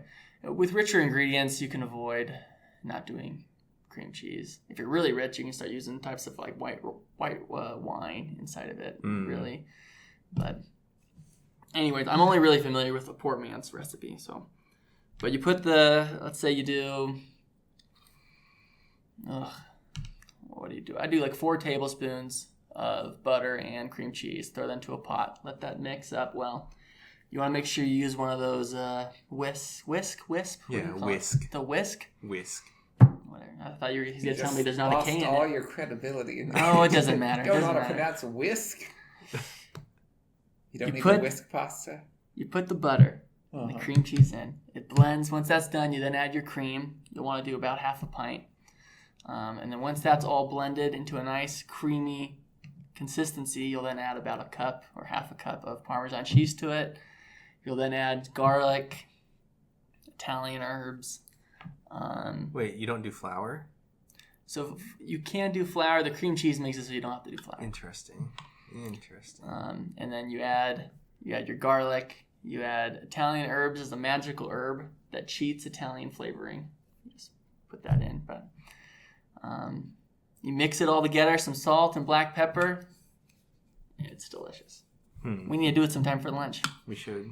You can't join us anymore because you abandoned us. Typically, I start with a roux, which is you throw the butter in. Once it's bubbling, you throw in the flour. That is the correct flour way. bubble and break down the cell walls of the starches.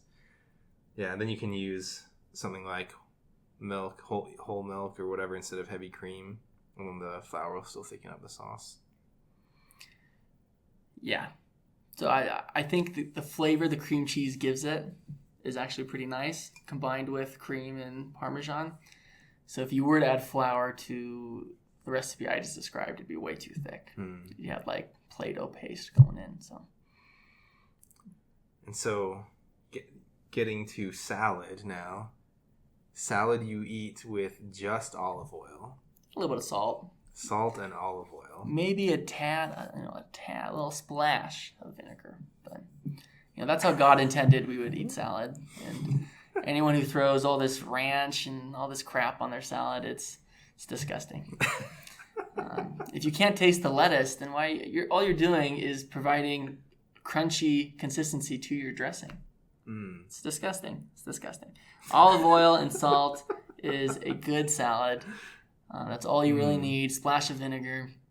Of course, throw some cheese and croutons and some other pizzazz into your salad. But anytime this what drives you crazy. You go to a place like Zupa's, they've got like 1,000 different sauces you put on. I'm like, I just want some olive oil. And they're like, we've got this vinegar, balsamic, blah, blah, blah, blah, blah, garlic blend over here. I'm like, well, I didn't say I want some olive oil. I don't want your crazy 1,000-calorie sauce over here that's going to ruin the flavor of the lettuce. So it's a shame, Jordan. It's a darn shame. We've lost our touch. Americans, we're the only ones that do it. We just toss all this crud on our salads, all this dressing. We can make America great again by holding the salad dressing. You better believe it. So if you had some advice for the president in the upcoming election to make America great again, spread the word about salad dressing. I would tell him to spread the word about salad dressing, absolutely, and pasta cooking. The silent killer. I can't handle how often I go somewhere and I get mac and cheese from a box, and I can taste that they've cooked the noodles for 20 minutes or something. And it's just like, ugh. It's like this mushy, It's hard to eat mushy pasta. I have trouble with it. I once had a roommate tell me, you can't overcook pasta. When it's ready, you just cook it, and when it's ready, it's ready. The guy's probably dead somewhere. Yeah. Ideas like that. Alone in a gutter. Alone in a gutter somewhere. No one cares because he couldn't cook good pasta. But yeah. And you don't remember his name, right? I remember his name, but in case he's listening. Ugh. Horrible. Maybe he's changed, Vince. Yeah, I doubt it. Maybe he's changed. People like that don't change. Yeah. Tim. They're there's no redeeming them. It's too bad. Well, now I am starving after this discussion of food. I think we should wrap this up and go get something to eat. Let's do it. What do you guys think? Yeah. All right. Well, thanks again, Vince, for coming to be the guest of the 9th episode. I don't remember what number guest you are. Like 6th. 4th? 5th? 6th. According to Jordan. We talked about it. Oh, okay. So you're the 6th guest of the 9th episode. Am I 6 then? Really?